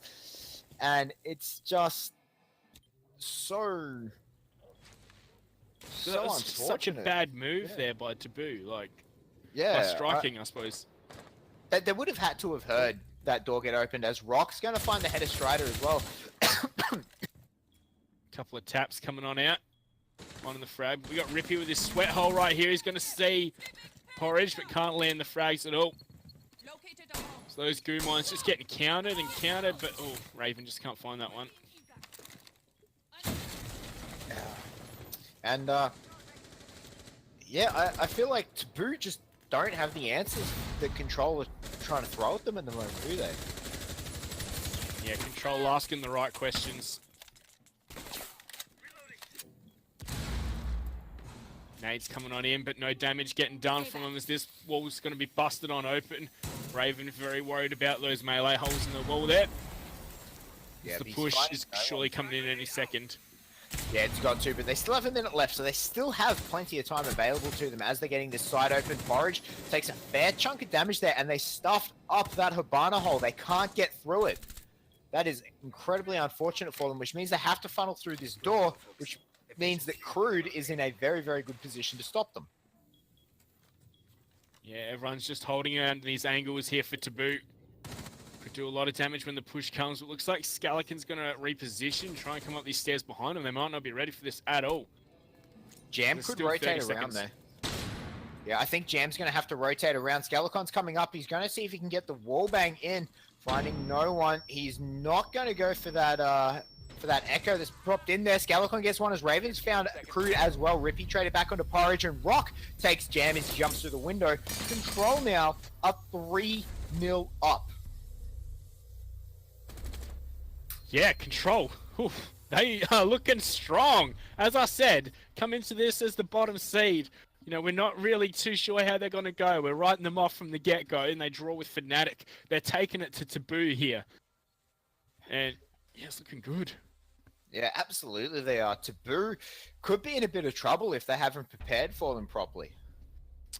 I don't think it's Taboo haven't prepared for them properly. It's just Control have prepared much better. Yeah, I feel like Control has learnt from the international scene, and Taboo have almost just ignored it. Yeah, it's like they've decided, you know, we can just do our own thing and we're going to keep on winning, but not so far. Yeah, Control definitely seems to be... It's really interesting, because Control have had a different strategy for every team that they've versed so far this Pro League. It's like they're preparing things individually on a week-on-week basis, and it's actually really great to see, because it's allowing them to do things like draw Fnatic, like take SYF to 6-4 both of their maps. It's really great to see Control putting in so much effort, and I can't wait to see them start to put some of those points on the board because of the effort they're putting in. Yeah, well, you know, we might be seeing their first W right here as they are 3-0 up. Taboo's only answer is to say, we'll go downstairs then, but the lineup we're seeing out of Control is going to be perfect for this. We've got the Buck, we've got the Zofia, Sledge, Habana. Oof. Yeah, going back down to the basement, not even attempting to do the other top floor bomb site, the gym and bedroom. It's interesting that they're going to, you know, old favorite, what's well known to them. Maybe and they're not feeling as confident. That ban phase that we saw come out as well is also really favouring Control right now. No Thermite, no worries. They not, you know, that's baiting Taboo into saying, well, we want to defend these top floor bomb sites. Thermite's what you need to attack them. But Control are like, nah, we know what we're doing without a Thermite. And it's working wonders. That's exactly it. At this point, every single team should be prepared for Clubhouse without a Thermite. Every single team should be prepared for this. It's something that's going to consistently happen, and it's something that's going to continue to happen. As Raven jumps in here on this IQ, trying to see if he can find a Pulse or a C4 there to stop them. They're, of course, not a Pulse. And unless there's Bandit, I don't think they have any C4 at all. So they should be good just to run in, and start trying to take some of these gadgets out through the floor. Yeah, here we go. Hatch is going to get opened up. There is a crawl hole into dirt as well. So that could pay dividends for a pinch onto this armory bomb site. Yep, and Control now looking like they're going to be taking the entrance in through the garage and the stockroom here. Try and force their way in and take control of the bar. Open up some of these hatches upstairs, and it is going to be a very, very hatch-orientated play, I think. Yeah, there's still plenty of time on the clock and still plenty of operators up as well. 5 on 5, no damage done. So another hole is going to be made into this dirt tunnel. So that's the only 2 avenues of attack. That's going to let Taboo know exactly where they're going to be pushing from. Yes, so now with only 1 hatch taken, they absolutely need to dictate how they're going to do this. And with only 1:20 left, they need to start getting some picks here. With 2 men in the construction tunnel, and now an echo drone. Ooh, they see a sledge. Raven going to be prepping a frag, bounces it off. It's not going to get anything. Doesn't even manage to get the echo drone as the Taboo members are backing out. Yeah, it's been forcing them back, and here comes the babes as well. That's going to delay them even longer.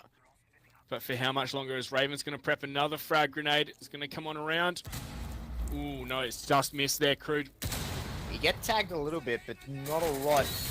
And Strider doesn't land the concussion shot, but Raven doesn't kill the Echo drone either. And 30 seconds on the clock. They're going to go fast. They do. This back and forth. Oh, no. Oh, no, he bounces the nade the wrong way. Both of them take a little bit of damage there. And they do have control of the tunnel, but... How's Crude gotten out of there without getting punished? Like, surely the watchman... There we go. Cynics from the hatch. Has the first frag. 5 on 4, and Control getting ready to push. We see the drops come on out. Plant's going to start getting stuck as Porridge is going to find Rippy, who is trying to push up and aggress on that. Scallican onto Jam. Rock onto Striking. It's all up to Strider. Yokai. 5 seconds remaining. The Yokai, no, they have managed to kill the Yokai drone. He does go on it, but the plant does go down. Unfortunately, he lost all his Yokai drones, so now it is Strider in a 1v5. Scallicon is downed, I believe, at this point, as he is just going to miss the headshot that he needs to land there. He did down one. Yep, Scallicon on 1 health. Rock has been down. That does leave us in a 4 versus 5 now, but Cynics is there for the refrag. Control 4-0 up. Is that a score that you expected to hear me say? If you said that to me, that was bullet holes. If you said that to me a week ago, I would have been like, no way, you're joking. But here we go. We cannot deny reality. Wow. Control really flexing on Taboo right now. What happens if I was to say that to you as my prediction for this game? That Taboo were gonna be 4-0 up at one point on the looking like they're gonna take a 6-0 here. Even tonight, would you have said that? That's crazy. If this is going to be our first 6-0 of the season, because we haven't had one yet, have we? Yeah, we have. Fnatic 6-0'd. No, they're 6-1 Darksided. Yeah. Have we had a 6-0 yet? I don't. No, I don't think we have. We haven't had one yet. No. So this could potentially be the first one. Church Arsenal room once again. Look at that roaming lineup as well. Jaeger, Vigil, Bandit. Yeah, no, we have not had a 6-0 yet. So we've had 2 6-1s. Defenders, protect your We've had 2 6-1s, but no 6-0s just yet. So Control potentially looking like they could take the first 6-0 of the season. Not something you expect to hear, is it? Yeah, look at these frags. Jam and Crude, both on donuts still. Yeah, not very, very great. Strider sitting on a breadstick as well. Striking, doing the best with 3 kills. That's not the greatest lineup that you expect to see from the scoreboard from the Taboo team. Taboo. Yeah. Well, I wouldn't be surprised if we saw quite a heavy roam, and we're going to see Taboo just try and counter it by, just not letting them get to the bomb site full stop. Attackers have recovered their diffuser. Maybe that is the answer that they need. This is, of course, the last offensive round for Taboo before they switch on to the attack. And it's just really interesting. It's really interesting to me that Taboo could be in this situation where they're looking like they're going to lose all their defenses. And you know, on a map that's traditionally so defender-sided, not so much these days, but traditionally, that's still a bit of a shock. Yeah, well, since the rework, this map has been exceptionally more balanced, and one could argue even attacker-sided. But particularly with the ban phase, but Rippy here now, left in a 1v1. Not having the drones, but he does have the Yokai to support him now. Strider goes to the roof. It gets taken out, though. Rock, fantastic reactions there. Yeah, beautiful flick shot as well to deny that. So we're going to see the support coming Rock's way in just a moment, as Crude's going to be there to support Rippy. We're going to see him try and cross. He's gone for the firefight. Bit of damage done down to Rock, but none back in reply. And that ADS system is going to deny those frag grenades. We're going to see Rippy get aggressive once again. Is Rock ready for this, or is supporting member? Indeed he is. Rock's going to find the headshot. Goodbye, Rippy. And now it's just Crude in the tunnel trying to hold it down. Yeah, absolutely. A beautiful swap to his SMG-11 there. Rippy was expecting Rock to have to reload just then, but he switches to his SMG, manages to land that headshot, and now they've had to bring Jam over to support Crude, because Crude needs to gas out this tunnel in order for them to save some time. Yeah, well, there's a minute on the clock now. We should be seeing the drop any moment now, but striking. He's on for the flank. He wants to pressure them over towards Kitchen. Yeah, a beautiful roam. You did say you wanted to see some roaming out of the Taboo members here, and it looks like they're slowly coming down as Raven actually almost dies to that gas grenade. Striking gets into a bit of a firefight with Raven through the wall. No one landing their shots just yet, but that is a shot getting landed. Skelecon managing to take out Striking there, and that Vigil roam comes down to nothing. Crude with his shotgun out, gonna try and peek, but not getting anything. The gas grenade forces them back out, and this tunnel has done a much better job of wasting their time than last round. This is 4 seasons ago meta, isn't it? With the smoke in the tunnel with a shotgun. But oh, goodbye, Jam. But Raven's there to clean up another one as well. It's all up to Strider. Yeah, and Strider not gonna find anything. Porridge catches him on his Yokai drone, but that's just flawless. That's what it is, flawless from Control right now. What the heck, man? This is shocking. Not like as in bad. It's just surprising. That's what I mean by that. Wow. Control definitely ready for this map, but I don't know. Let's start looking forward to the next map, all right? Unless we can see something happen here. Hold on. It's not over yet. But let's wait. Let's wait one round. We could see another 5-0, right? Like Taboo could get their shit together, all right? Like this isn't out of the ballpark just yet. It's not over, all right? They could, finally pull themselves together and actually manage to land a win here. They've been close a couple of times. The best they could get is a draw. Yes, I agree. I would argue that Control could have picked up round number 4 with the Yokai drone had he been a bit more patient with it. Strider, oh yeah, potentially. Yes. Like he could have got it. Had he been a bit more, had he been a bit more patient with it and a little bit better with it. But with Control now on the defense, I really like the way they've been performing so far. They are looking like they're in control the whole way. Pun fully intended, by the way. they are like, they're assertive on their attacks. They look like they're ready for the defense, whereas Taboo, they look shook. 10 seconds to yeah, absolutely. Taboo look like just a new formed team, don't they? Like they're not confident at all. Oh, is that Rock with the main cannon? Attackers recovered the bomb diffuser. He had the Boz G. Yeah, he's got the Boz G, does he? Yeah. I have to say, I wasn't actually looking. I was too busy writing some notes. So, if he does have the meme cannon, I'm going to be very looking forward to seeing what he can do with that. And you said you wanted to see a Glaz on Taboo's side. Just an attack on the garage. Yeah, it can be so useful. But Taboo deciding not to run that Monty, is that surprising to you, considering how hard it ripped them? Oh, I'd say they've got their strat set in stone, and they don't want to change it. And I'm sure Control, once they've employed it so many times, they know how to counter it as well. Mute shotgun, by the way. There we go. Strider finds the first kill on the Cynics. That's that Glaz coming out really, really strong. That banana vision, so useful. just no denial in the garage at all. That's a bit strange from A bomb has been me, I'd located. say. Like, that's not something I'd expect. So I'm going to see the E1D come on out. Yeah, they've sort of just left it, haven't they? They know one is in that supply room. Rock needs to wait for it to go. Rippy's going to run in at just the right minute, lands the headshot, and that meme cannon going to be doing nothing. Yeah, nothing so far. 5-on-3 though, and this is looking great here for Taboo to pick up their first round. That the double man advantage, and they've got control of downstairs. Nothing these on-site players can do about that. Absolutely, it is. Scalicon in a very good position here. He could deny this, as they do still have to run up the stairwell. So, as long as he's quick enough with his headshots, he can land them. Strider going to... And that's going to leave just Raven and Scalicon left. Attackers have recovered their diffuser. I do think that Taboo have finally managed to pull together Attackers have located a bomb. a round win here, Monkey.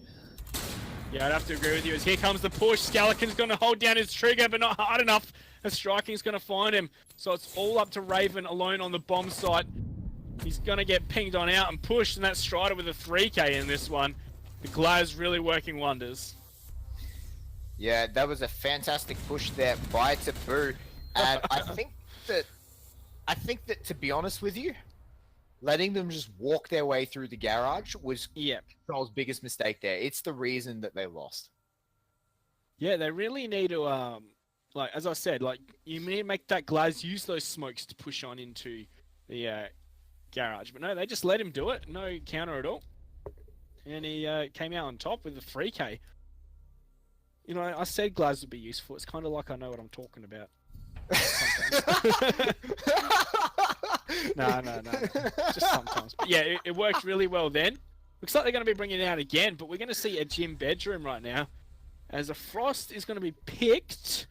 Is it going to be changed? There we go. Porridge onto the castle. Porridge has been the main one to be hitting these 6 picks, hasn't he? Yeah, he's been really loving his 6 picks. And I think this is a good choice by them to move off the CCTV room. Like, they just got destroyed pretty hard. And they only need 1 round. So it's not the end of the world for them to move off. Like, even if it's their favored bomb site, it's not really anything to them if they move off and hopefully pick up another round. So, Taboo running the exact same lineup. No real reason for them to change. I suspect that they're going to be doing probably the bedroom hallway take here, as we'll probably see a shield come out, I expect, shortly. See, No, none of them have shields. Yeah, well, Rock was, you know, he did great stuff on Attack of the Sledge, being a real team player. But the 2 defense rounds, he's gone for solo roamers both times. He's gone for the Fidget, and now he's gone for the Alibi. Yeah, very roam-heavy operators indeed, and he still holds all 3 of his prisoners. So he's going to just be placing them around the map randomly, I think. And one of my favorite things to do when Alibi first came out was to roam with her, place prisoners randomly around the map, and then just stand still yourself, like somewhere in the map, and people just walk straight past you thinking you're a prisoner, and then you shoot them in the back. Like, it's... And if you keep picking up your prisoners and keep moving them around, it is so strong. Yeah, well, 30 seconds into this one. Where's the push coming from Taboo? What's the plan? Not the Taboo we expected to see tonight, but, you know, they have a chance to make amends for that. Yeah, very quickly trying to get into this server room here. I'm not exactly certain on that. Like, that's Feels 2 like a bit of a Havanas waste off. of utility, doesn't it? It is. It's 2 X-Kyroses off the board. They only have 1 left, and it's not even the bomb site. Yeah, but you can't really open up this bomb site like you used to, remember? Yeah, I do agree with that, but I feel like there's a better way to put... There's better use for 2 X-Kyroses. If they just used 1 as like a view hole or something, like that would be acceptable, but... Oh, wow. That's a good shot by Raven. He knows he downed him, but they will be able to pick him up as well. Rock needs to be very careful as he is on that stairwell as well, as they are just waiting for that E1D to run out. They do manage to pick up the down jam, though. Yeah, they're forcing Raven back as Rock's going to peek on out, but Raven's going to find Striking there. Are they still unaware of Rock's positioning? The crossfire here is perfect. Rock's just going to piece on out of there. Raven's going to take another heads-up fight, but Crude's going to win that, leaving us with a 4-on-4. located by attackers. Yeah, that was great work. If Rock had just stood his ground there, I don't think Raven would have died. And very unfortunate that Rock gave up on his team member and just pieced out. But that did some good work against the Taboo lineup. Look at their health. It is just wrecked right now. Look at the position here for Porridge as well. He's going to get one. He could jump out for another one, but he has to switch the pistol. That's a beautiful shot. 4-on-2 as we see Jam go down, leaving it all up to Rippy and Strider. Yep, and this could be the round that puts Control on the board. And Control are just looking so dominant right now. This is ridiculous. Yeah, well, we've got Porridge just fighting with a pistol, and he is making it work. Gonna see shots come on out as Rippy has to reposition, and this castle barricade needs to get sprayed down here by Glaz. We are gonna see Rippy. That's a good shot. Yep, manages to land him in. 15 seconds left now. Rippy's going to pick up the diffuser, but he is on such low health. If he kicks around the corner, there's a couple of people there. He manages to find one as Rock gets dropped. Strider trying to find himself another one as well. He is. Strider's going to find him in the corner, but Cynic's picked up Rippy, which means with 2 seconds left, it's all up to Strider, but it's not going to happen as Skelecon, put some rounds into his chest. And Control pick up their first map. That was very close there to get into things with on a 4-on-2. They made a good effort of it, the remaining Taboo members, but it wasn't to be as Control. 6-1 victory. They've come out with a statement. They're saying we're better than you think we are, and, you know, they've proved it. Oh, 100%. Control have come out on fire here tonight. And I said it before earlier, Control have only versed top-tier teams so far. They've taken on Fnatic, they've taken on SYF, now they're taking on Taboo. This is their first team not in the top 4 who they're versing, and that was a demolishing. Yeah, it really seems like Taboo just weren't ready for it. They were like, you know, boys, we're playing Control, we can come in, we can take the W, that's what we're expecting. We don't really have to worry about the strats too much, and, you know, then we see Control come out the gates with some good bands there. Played right into their own hands. Taboo, like, yeah, we'll defend top floor, we'll ban Thermite, no worries, no getting in. But Control, like, we don't even need a Thermite. We're just going to use that Monty to great effect. They did it 2 rounds in a row. They changed up their strategy, and then Taboo were on the back foot, attacking downstairs. We saw Control come out on top as well. And, you know, Taboo only able to get 1 round on their first attack. That's it. Yeah, that was very, very dominant by Control. They did tremendous work right there. So we are going to go to a very quick break, guys. Give the players just a bit of a break before our next one. Sit tight, hold tight, and we'll have game number 2 for you in just a moment.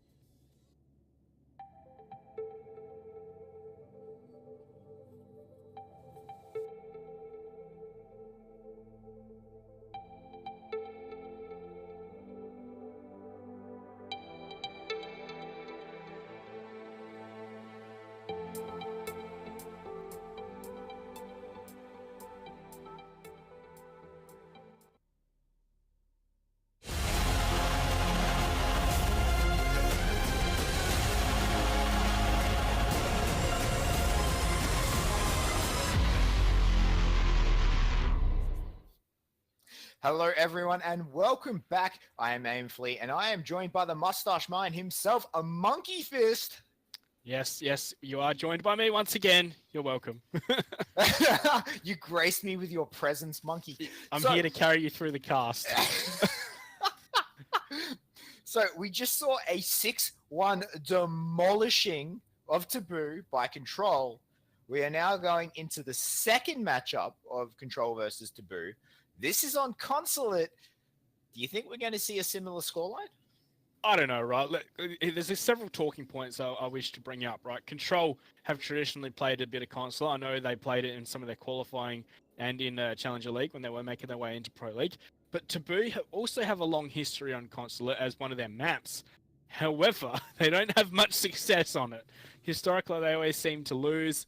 They always seem to have things going for them and just managing to fall on their faces sometimes. But yeah, I don't know. This one's up in the air, especially with how Control performed in Clubhouse. Yeah, we'll have to see. Yeah, absolutely. With Consulate, I do agree with you that traditionally Taboo have had struggles on this map.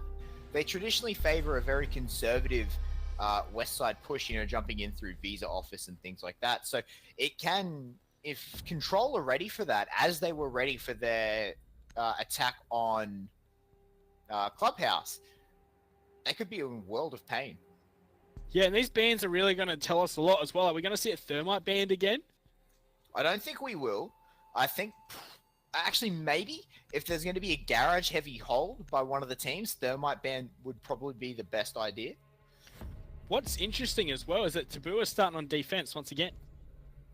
Yeah, so obviously they've chosen defense again here, so it'll be very interesting to see what happens to them. And these bans from Control are just on point. Like, they're just wasting no time with them.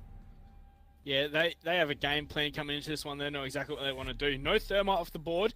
There is a Thatcher off the board, so that'll make things interesting for a bandit trick. Yeah, that'll make things very, very interesting. It means you're probably going to be relying a bit more on the Twitch if they do decide to do it. Yeah, or just keeping control of the top floor. Of Piano, gaining control of Piano. So you're going to see Mirror banned out there by Control as their next choice. So Taboo's final ban. Wouldn't be surprised if we saw another Roamer off the board. Yeah, I expect maybe a Vigil to be taken off the board here. But well, they did do Ella last map, so... That is true. It could be Ella again. Taboo taking all the time they need, running the clock down to the very, very end. Castle. Interesting. Yeah, it's not something we really normally see banned, is it? Blackbeard and Castle banned, whereas we've got Mirror and Thatcher banned. I think Control looking like they have a lot more direction here, and we saw it in their bans as well. They're immediately on them, whereas Taboo, they're playing a lot looser, a lot more puggy. Yeah, absolutely. They really don't seem to be cohesive as a team yet, like a Pro League team. Control just seem to be so much more prepared, so much more prepped and ready. It's interesting to see Taboo play in such a pug style, isn't it? Yeah, it is. But, in the end, this is a different map, different set of operators to choose from, thanks to the picks and bans. It Similar starting sides, though. I really don't really agree with the Mirror ban on Consulate. Consulate is a map where Mirror is exceptionally less vital than other maps. Sure, she's still good and she's still strong, but if you think about like a map like Oregon, where Mirror is essentially mandatory, compare it to Coastline, where you can get around these sorts of things. I would have liked to have seen a different ban there, like maybe Legion Echo or even a mute out of Control. Yeah, Bandit ban on this map would be pretty interesting as well. Like, especially if Thatcher's allowed through.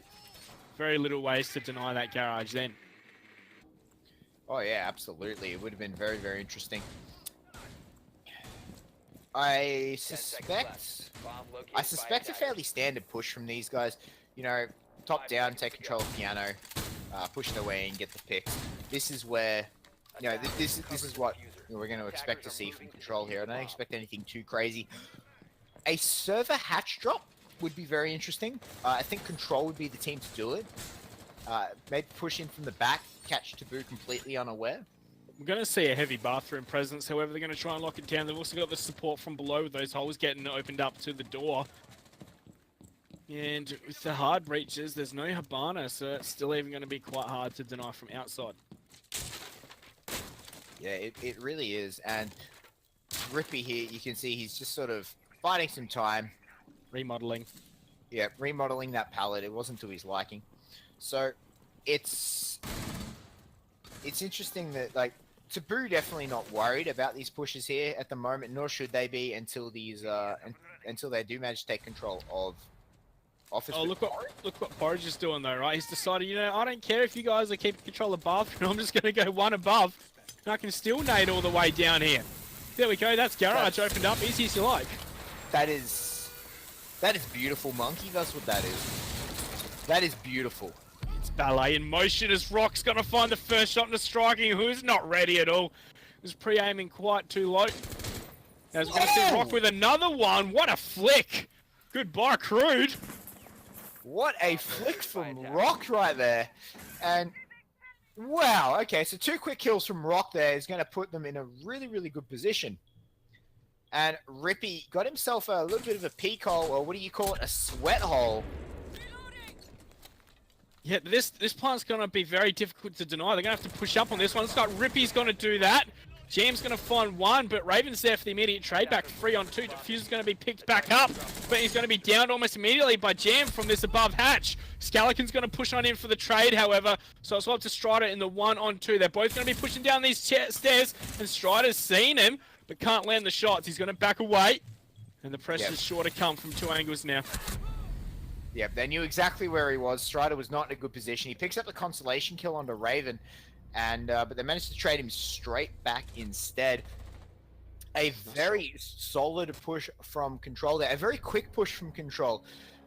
I do feel like they forgot about a very central element, though, and that was the piano room. Yeah, see, I think their timing was a bit off in that regard. Like, we saw Scalacon charging into it after the mute got the first kill. Like, they want to be sitting at that door, maybe even at those windows outside instead. You know, letting them stay in the bathroom, and then when they push up to try and attack through that floor, and just take them down there. Scalacon was just a bit off on his timing. Yeah, it was really unfortunate that they did so much. They did because taking control of that piano room can usually be like a minute 30 in its own right? Like, so yeah. It can be such a time waste of taking control of that to be able to push your way in. So being able to negate that and doing it from top floor is fantastic. It got you into the garage exceptionally quickly, but the downside of that is you actually don't have control of piano room at that point. So going in for the plan is still exceptionally risky, as we saw there. Yeah, well, we're seeing some adaptation here. We're going to see Crude on that Maestro. Device activated. I am a fan of Maestro. I think Maestro is a fantastic operator. And I would like to see, it's an interesting mute actually, I would like to see what they're going to have in store for their Evil Eyes. As I think that, you know, the Maestros, if they can use it to deny a gadget or something, that would be great. I don't see how that's really going to be possible though, you know, having to plant that on the outside. But they could potentially use it to stop a plant as well. And of course, it can see through smoke. Yeah, I wouldn't be surprised if we saw it, you know, used just like where we saw that pallet destruction earlier, just to deny them when they're going for the plant. Yeah, I agree. I think that's where it's going to be placed as well, just to be a bit of a nuisance when they're going for the plant. But it looks like Control going to try and do this top floor take again, but TB have set up for it this time. They've got 2 people on the top floor. Yeah, they realised how effective it was last time, so they're not going to let it happen as easily. They're there to try and deny it off. Rock's sitting on those windows I was speaking about, but this garage is going to get opened up regardless of what was said and done. I think that was a nade just tossed in through the drone hole. It really was, and no Jaeger means no grenade denial. So really, really interesting that Control are just really good at finding these openings. But they're they've got holes in the defense. Yeah, they've got their like individual objectives, and they'll do whatever it takes just to get that objective. Nothing more, nothing less. Absolutely, and that's a dead Cynics. Striking going to put a bullet straight through his head. Unfortunately, not watching his retreat, but Thermite did get all his utility off. Yeah, so that's fine, of course. But, you know, they still have to worry about these 2 roamers up above when they push in for the plant. Could be seeing some pain sent their way. Scalacon's going to be the first one in. He's not ready for Strider. That's the Vigil working wonders there. Turning the Ash into a dead Ash. With a headshot, no less. it is what Vigils do best. And it's very, very interesting to me to see Control having to slow this down. Losing that the Fragmite he is now, since, you know, he's used all his utility, was very unfortunate, but Porridge, so close. He could actually probably shoot him through the wall if he could wall bang him. Yeah, as soon as Jam picks on out, he's dead for rights. There we go. Porridge just found him. He's going to push it up, and Strider's there for the next one. 2 on 4. Raven's going to try and push in to start going for the plant, but at this man disadvantage, it's going to be very difficult. Striking He's crouched right past. Yeah, alright, so he manages to land the kill on the striking. He's going to push his way in. There's Evilizer coming out. Where is Crew sitting? He's in the offices. He has to get off his Evilize right now as Rock's going to look in getting for him. And Crew actually gets a shotgun pistol kill. That's something you don't see every day. Strider's going to get himself one as well. And Taboo pick up their first round there in a very strong defense. Yeah, that was a good attempt, but it wasn't to be. I did like how Control adapted to Taboo's adaptation, but just sending Scalacon in solo to die to the Vigil like that was probably the start of the misplay there. Yeah, I think that Control honestly needed to put a bit more resources into taking that top floor and clearing out that top floor.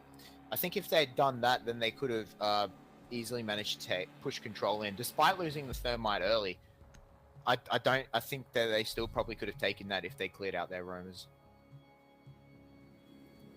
Just a bit more effectively. Have a bit more time on the map. No more downstairs holds, so that means the Habana's going to come on out for Cynics. Bit of some better weapons than Fragmite, I like to believe. But the rest of the operators all the same. Yeah, nothing different here. They're taking the Habana just in case it is going to be a lobby hold, but it is not. They are going to go up into the console meeting room here. No 6th pick coming out for either team. So both teams sticking to their guns. The Vigil's still on Strider. Do you think he's probably going to be playing in basement? I'd say he's going to be roaming somewhere. He might even just be playing in the admin office, right? It's going to be so hard to flush a Vigil out of there, especially when he keeps putting on his ability there. Yeah, absolutely. And we've seen a lot of teams just really give up control of the admin office. And we've both said before when we've spoken about Consulate that we want to see teams fight a bit more to hold on to the control of admin office, as it is so difficult for some teams to push their way in.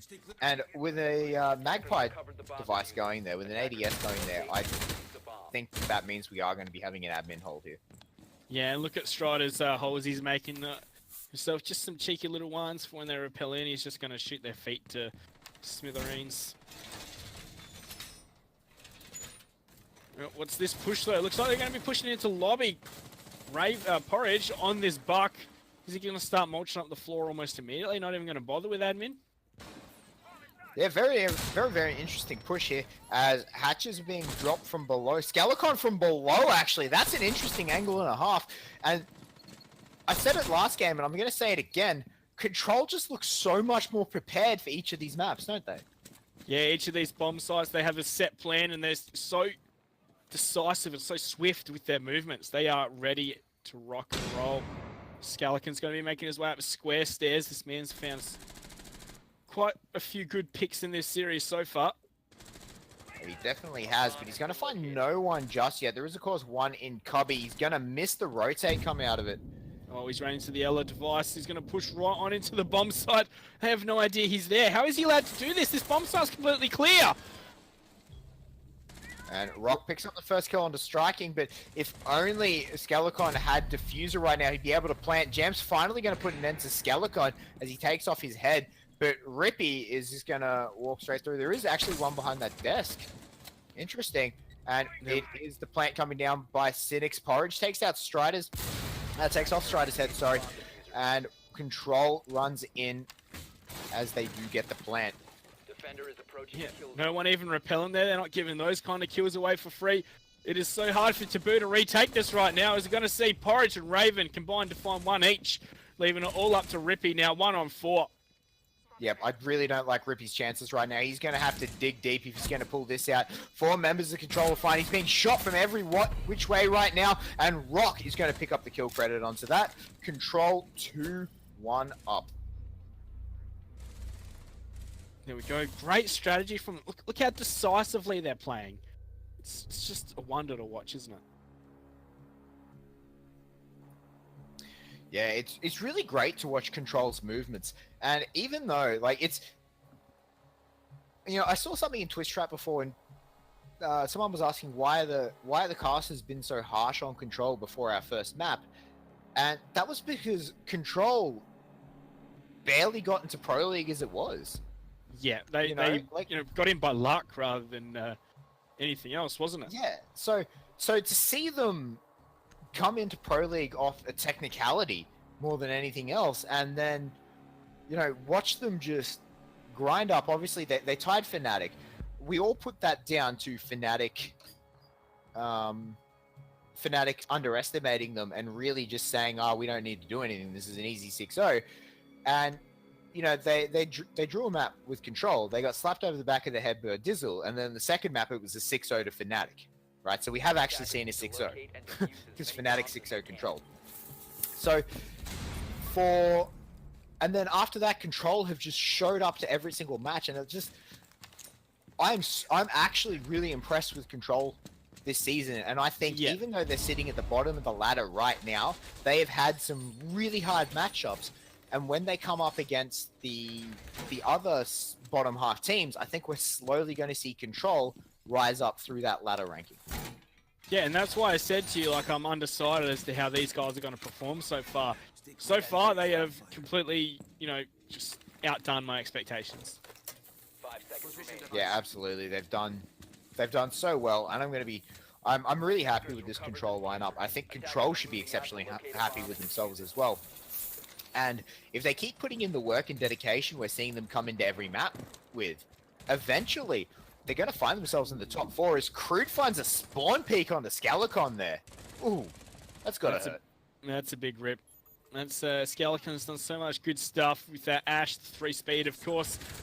But it looks like not going to do anything this round except sit on drones and give callouts. Yeah, absolutely. He is going to have to start doing that. Hopefully take a bit more of a IGL level play, as he, you know, when you're dead, you see a lot more of an overview of the map than what you do as a player. So hopefully he can start leading his team to victory from the deathbed. And Control here going to do a much more standard push. Yeah, exactly the word I would have used. They do have to worry about Strider down below, but we've seen them completely forced back. Crude, how is he still alive from that? Porridge, he's missed his shots and he knows it.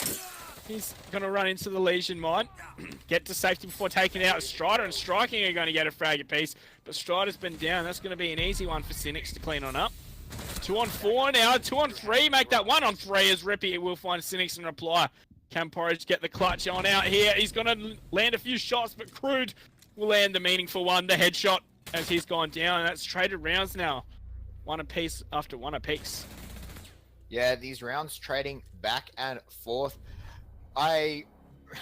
Taboo there, just from start to finish, Taboo looked so strong, didn't they? You know, the runouts by Striking and Strider just really took Control off guard there. So, and Porridge unfortunately missing those shots onto Crude. A bit unfortunate for him, but you know, he manages to redeem himself as he doesn't miss the second set of shots. See, I don't know why Control changed their strategy then. Why didn't they just go with what worked in the first round? Because Taboo had set up for that kind of push. Yes. Taboo setting up to take to stop the admin push time and time again. I think if they did go for their same push again, like we literally just saw Control waltz into the bomb site with no enemy presence whatsoever. Nothing stopped them doing it. Nothing would have stopped them doing it that second time. They could have easily just walked their way in and planted again. So we are going to see a Legion get 6th picked here. It's a bit more of a standard pick. They are going backstairs into the garage, and I want to see Taboo hold this from up top again. Taboo go to the top floor. If they can deny the entry point that that Control have been so good at taking, then I think that Taboo can win this. Yeah, and let's take a look at these operators as well. We're seeing Rock on the Ying.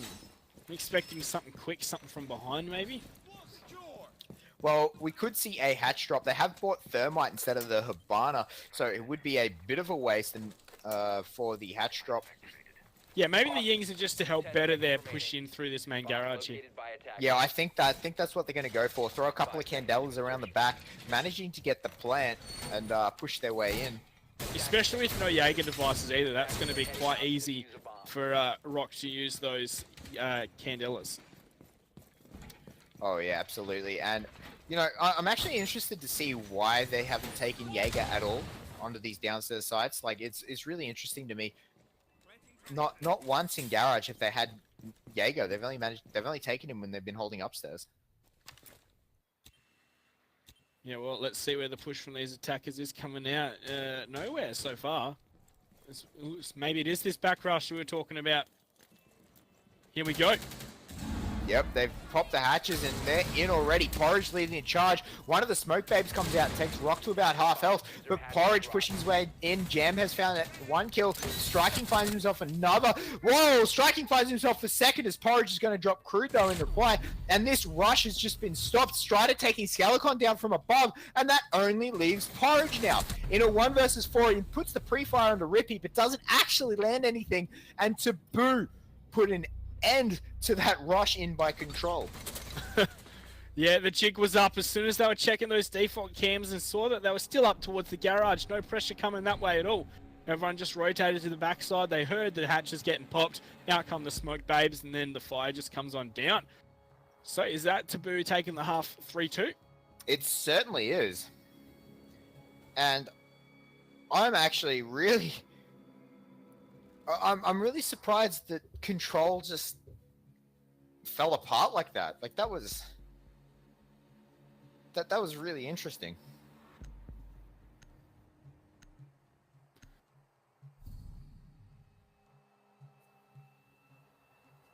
Well then, And Dokkaebi coming out here for Taboo as well as the Ying. yeah, Wait, hold on. Pick the Ying. IQ, I think this is probably for the best. But I think this is probably for the best. Yeah, okay. No buck, that's what I'm worried about. They get the Zofia to open up from above, but, like, you know, it's not going to really deny the bandit trick too much. No, to me, I think that maybe 6th picking the Dokkaebi out would have been the better option. Yeah. You know, not even a sledge to open up the floor. Like, Zofia can do it, but you know, if she's going to do it, I'm assuming she's going to repel right on the south-hand side and open up with a impact through the floor and then just shoot the bandit or the bandit tricks, or the bandit batteries, right? But you can just jump out, run out from the balcony, run out the front door, run out any of the windows. It's so hard to cover that kind of play. Yeah, it really is, and it's, if Control are ready for it and if they know it, they can absolutely take advantage of it. And it looks like you are correct. That is where she's going to be setting up. Yeah, well, she's going to the front door for now. Scalicon over in Visa office. He could actually have a good impact here if he's, you know, kept up. Yeah, it looks like Jam's going to just move into the lobby as is anyway. Yeah, he's going to do it from inside. Here we go. Floor buster on open. Bandit battery's going to be destroyed, and Cynics wants to stand up a bit of fire and reply. Oh, Rock's going to find striking. I think that might have been almost damage done through the floor, but that's IQ off the board. Yeah, that's a really, really good find there. IQ not going to be able to find these gadgets, but the Thermite does manage to open up the wall. and nothing else is left for them. Rippy does find a kill on the Scalicon though, and that's the Jaeger being dropped. That's a good find. And as you know, these shots, Porridge, I do believe it is upstairs. Yeah, on this smoke, this is not usually where you expect a smoke to sit. Usually you expect him to be on site, but you know, he's already been logic bombed. Nades are coming out. There he goes. He's going to stall his own demise here, but the crossfire is going to finally take him out. Cynic's there to reply though, and Cynic's is just going to peace out, all being left on his own. That was quite a few missed shots there from the Lion of Strider. Sorry, striking. Too similar. Looks very similar on the top part, doesn't it? Yeah, but it it really is does. now a 3-on-3. Looks like we're going to be seeing a push on the stairs there from Rock because he wants to get aggressive, but he's going to decide to fall off in the end there. Yep, the concussion grenade's just a little bit too strong, forcing him back, not really wanting to take that fight when he was concussed, and I think it was probably for the best. Jam now covering from yellow stairs, as it looks like the other two are going to be trying to force their way in through the front. They opened up just the left side in front of the white van here. They're opening the other one now. Opening the other one now. So Rock now has to be exceptionally careful. Raven throwing out another goo mine, potentially stop these plants. The smokes come down, and it looks like here comes the plant. No, they're going to back up. That C4 is just going to miss. Rock's going to try and take out the yellow stairs.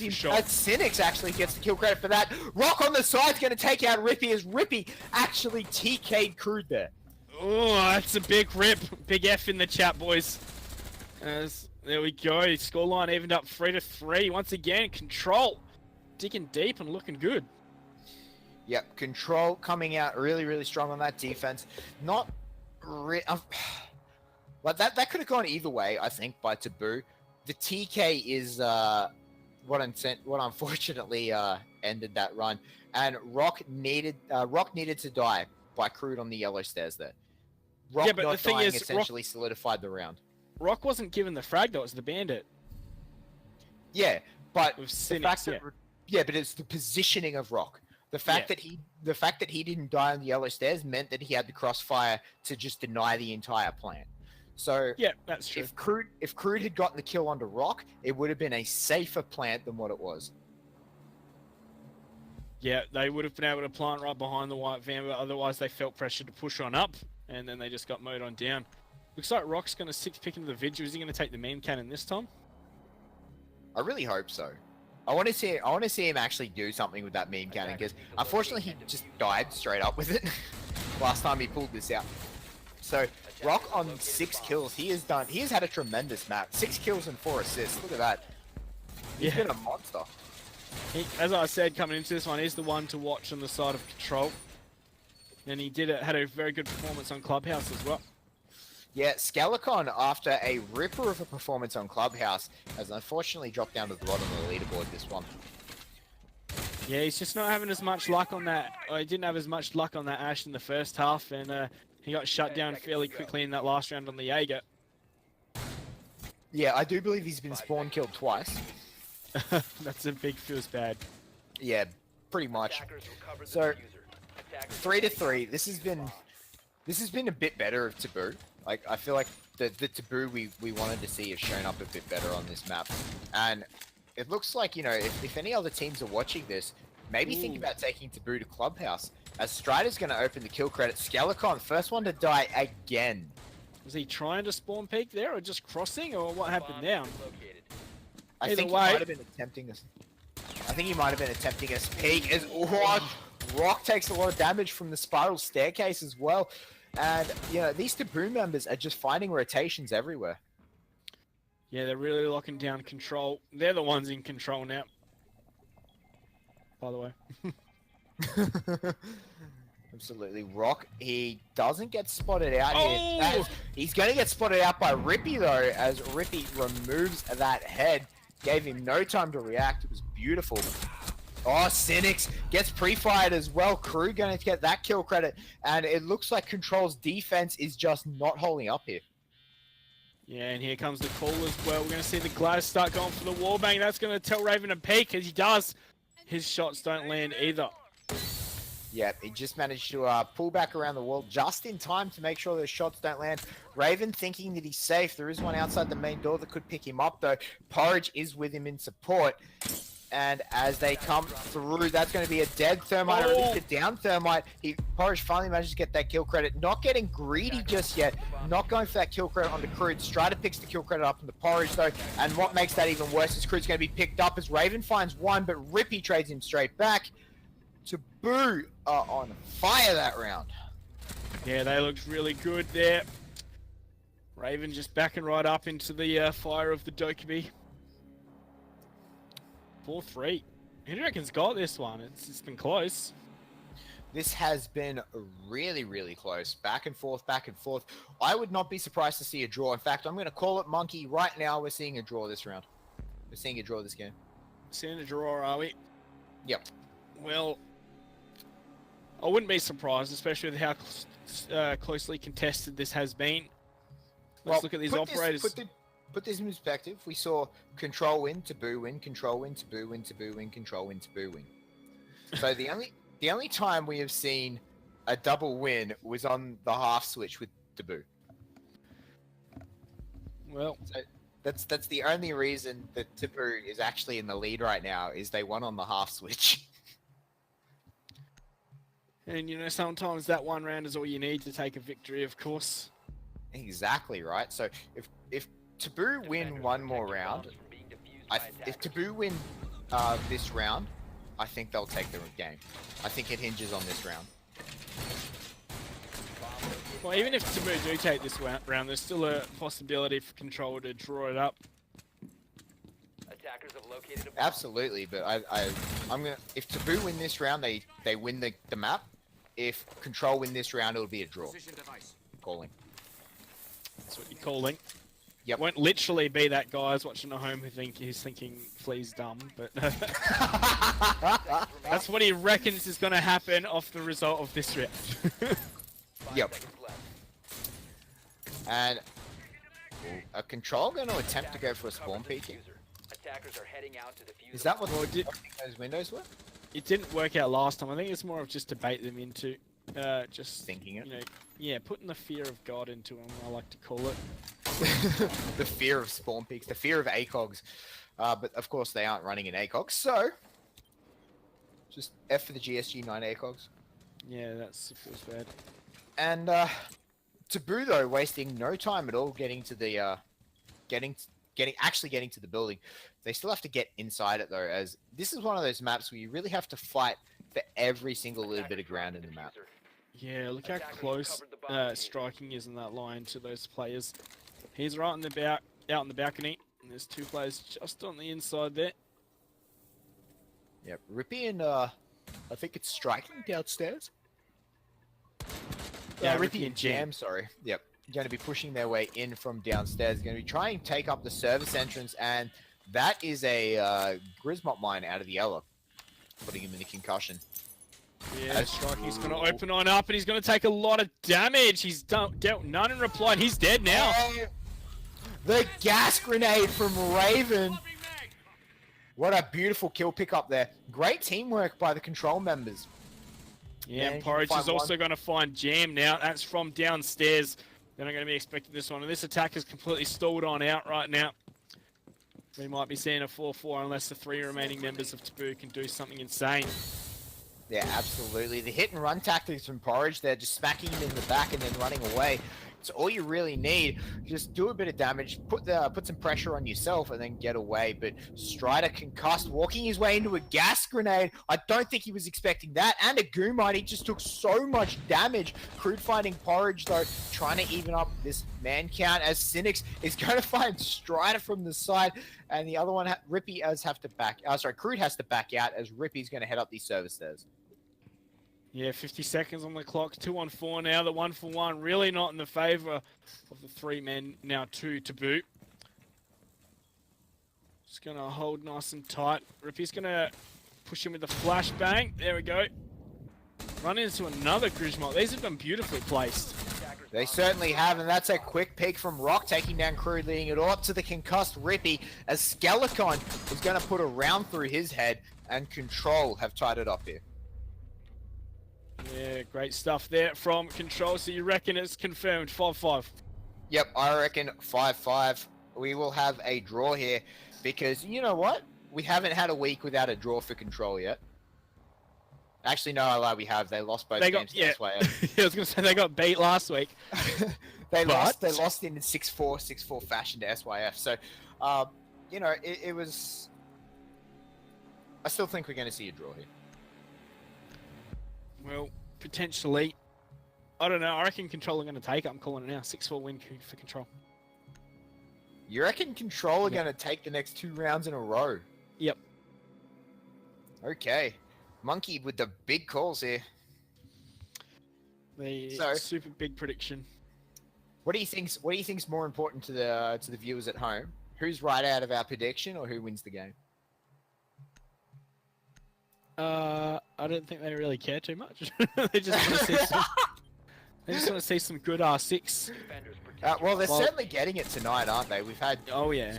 We've had great matchup between Athletico and Darksided, and now Control really bringing it to Taboo right now. So, you know, definitely getting that. Definitely getting their money's worth out of this series. Yes, their free money's worth. And Control, going back down to the garage, haven't had a lot of success here. Well, didn't they win it in the first round, or? They did win it. They did win it, but I dare say, you know, one gunfight went something different, and it was in Taboo's favor. Yeah, it wasn't the cleanest of rounds that they won. This one is where we decide whether, you know, they are defending this one nicely or not. So we'll have to see what will Taboo's plan be. They're still running this Glass. In fact, they're running the exact same lineup. Not really changing their lineup at all, depending on where they're attacking. Yeah, it has been working pretty well for them, to be fair. It certainly has. And the logic bombs have helped them pick a couple of kills. So Dokkaebi probably not the worst idea in the world. Would you want to see a Twitch coming out for these garage attacks? Yeah, in fact, the first time they attacked here, they had an IQ instead of the Lion. Yes. So it is a little bit different for what they're going to run, but I mean, they've already got the garage open and it's been 50 seconds. So this is a very quick attack by Taboo in all words. And that's on top of the car. That's not a good throw. Well, you know, someone might jump up on there. You never know. Nico's going to find another jump, is he? Probably. As striking, he's going to find the first one. Scallican, first dead again. He's having so much non-success on this roam. As Cynics, he looks like he was dead for rights, but wasn't. Yeah, Cynics getting out with his life. Somehow, not exactly sure how he managed that. That's a pretty average bait as well. Trying to deny the push on in for the plant. But it's going to be done. 5-on-4. And they're pushing up, these attackers.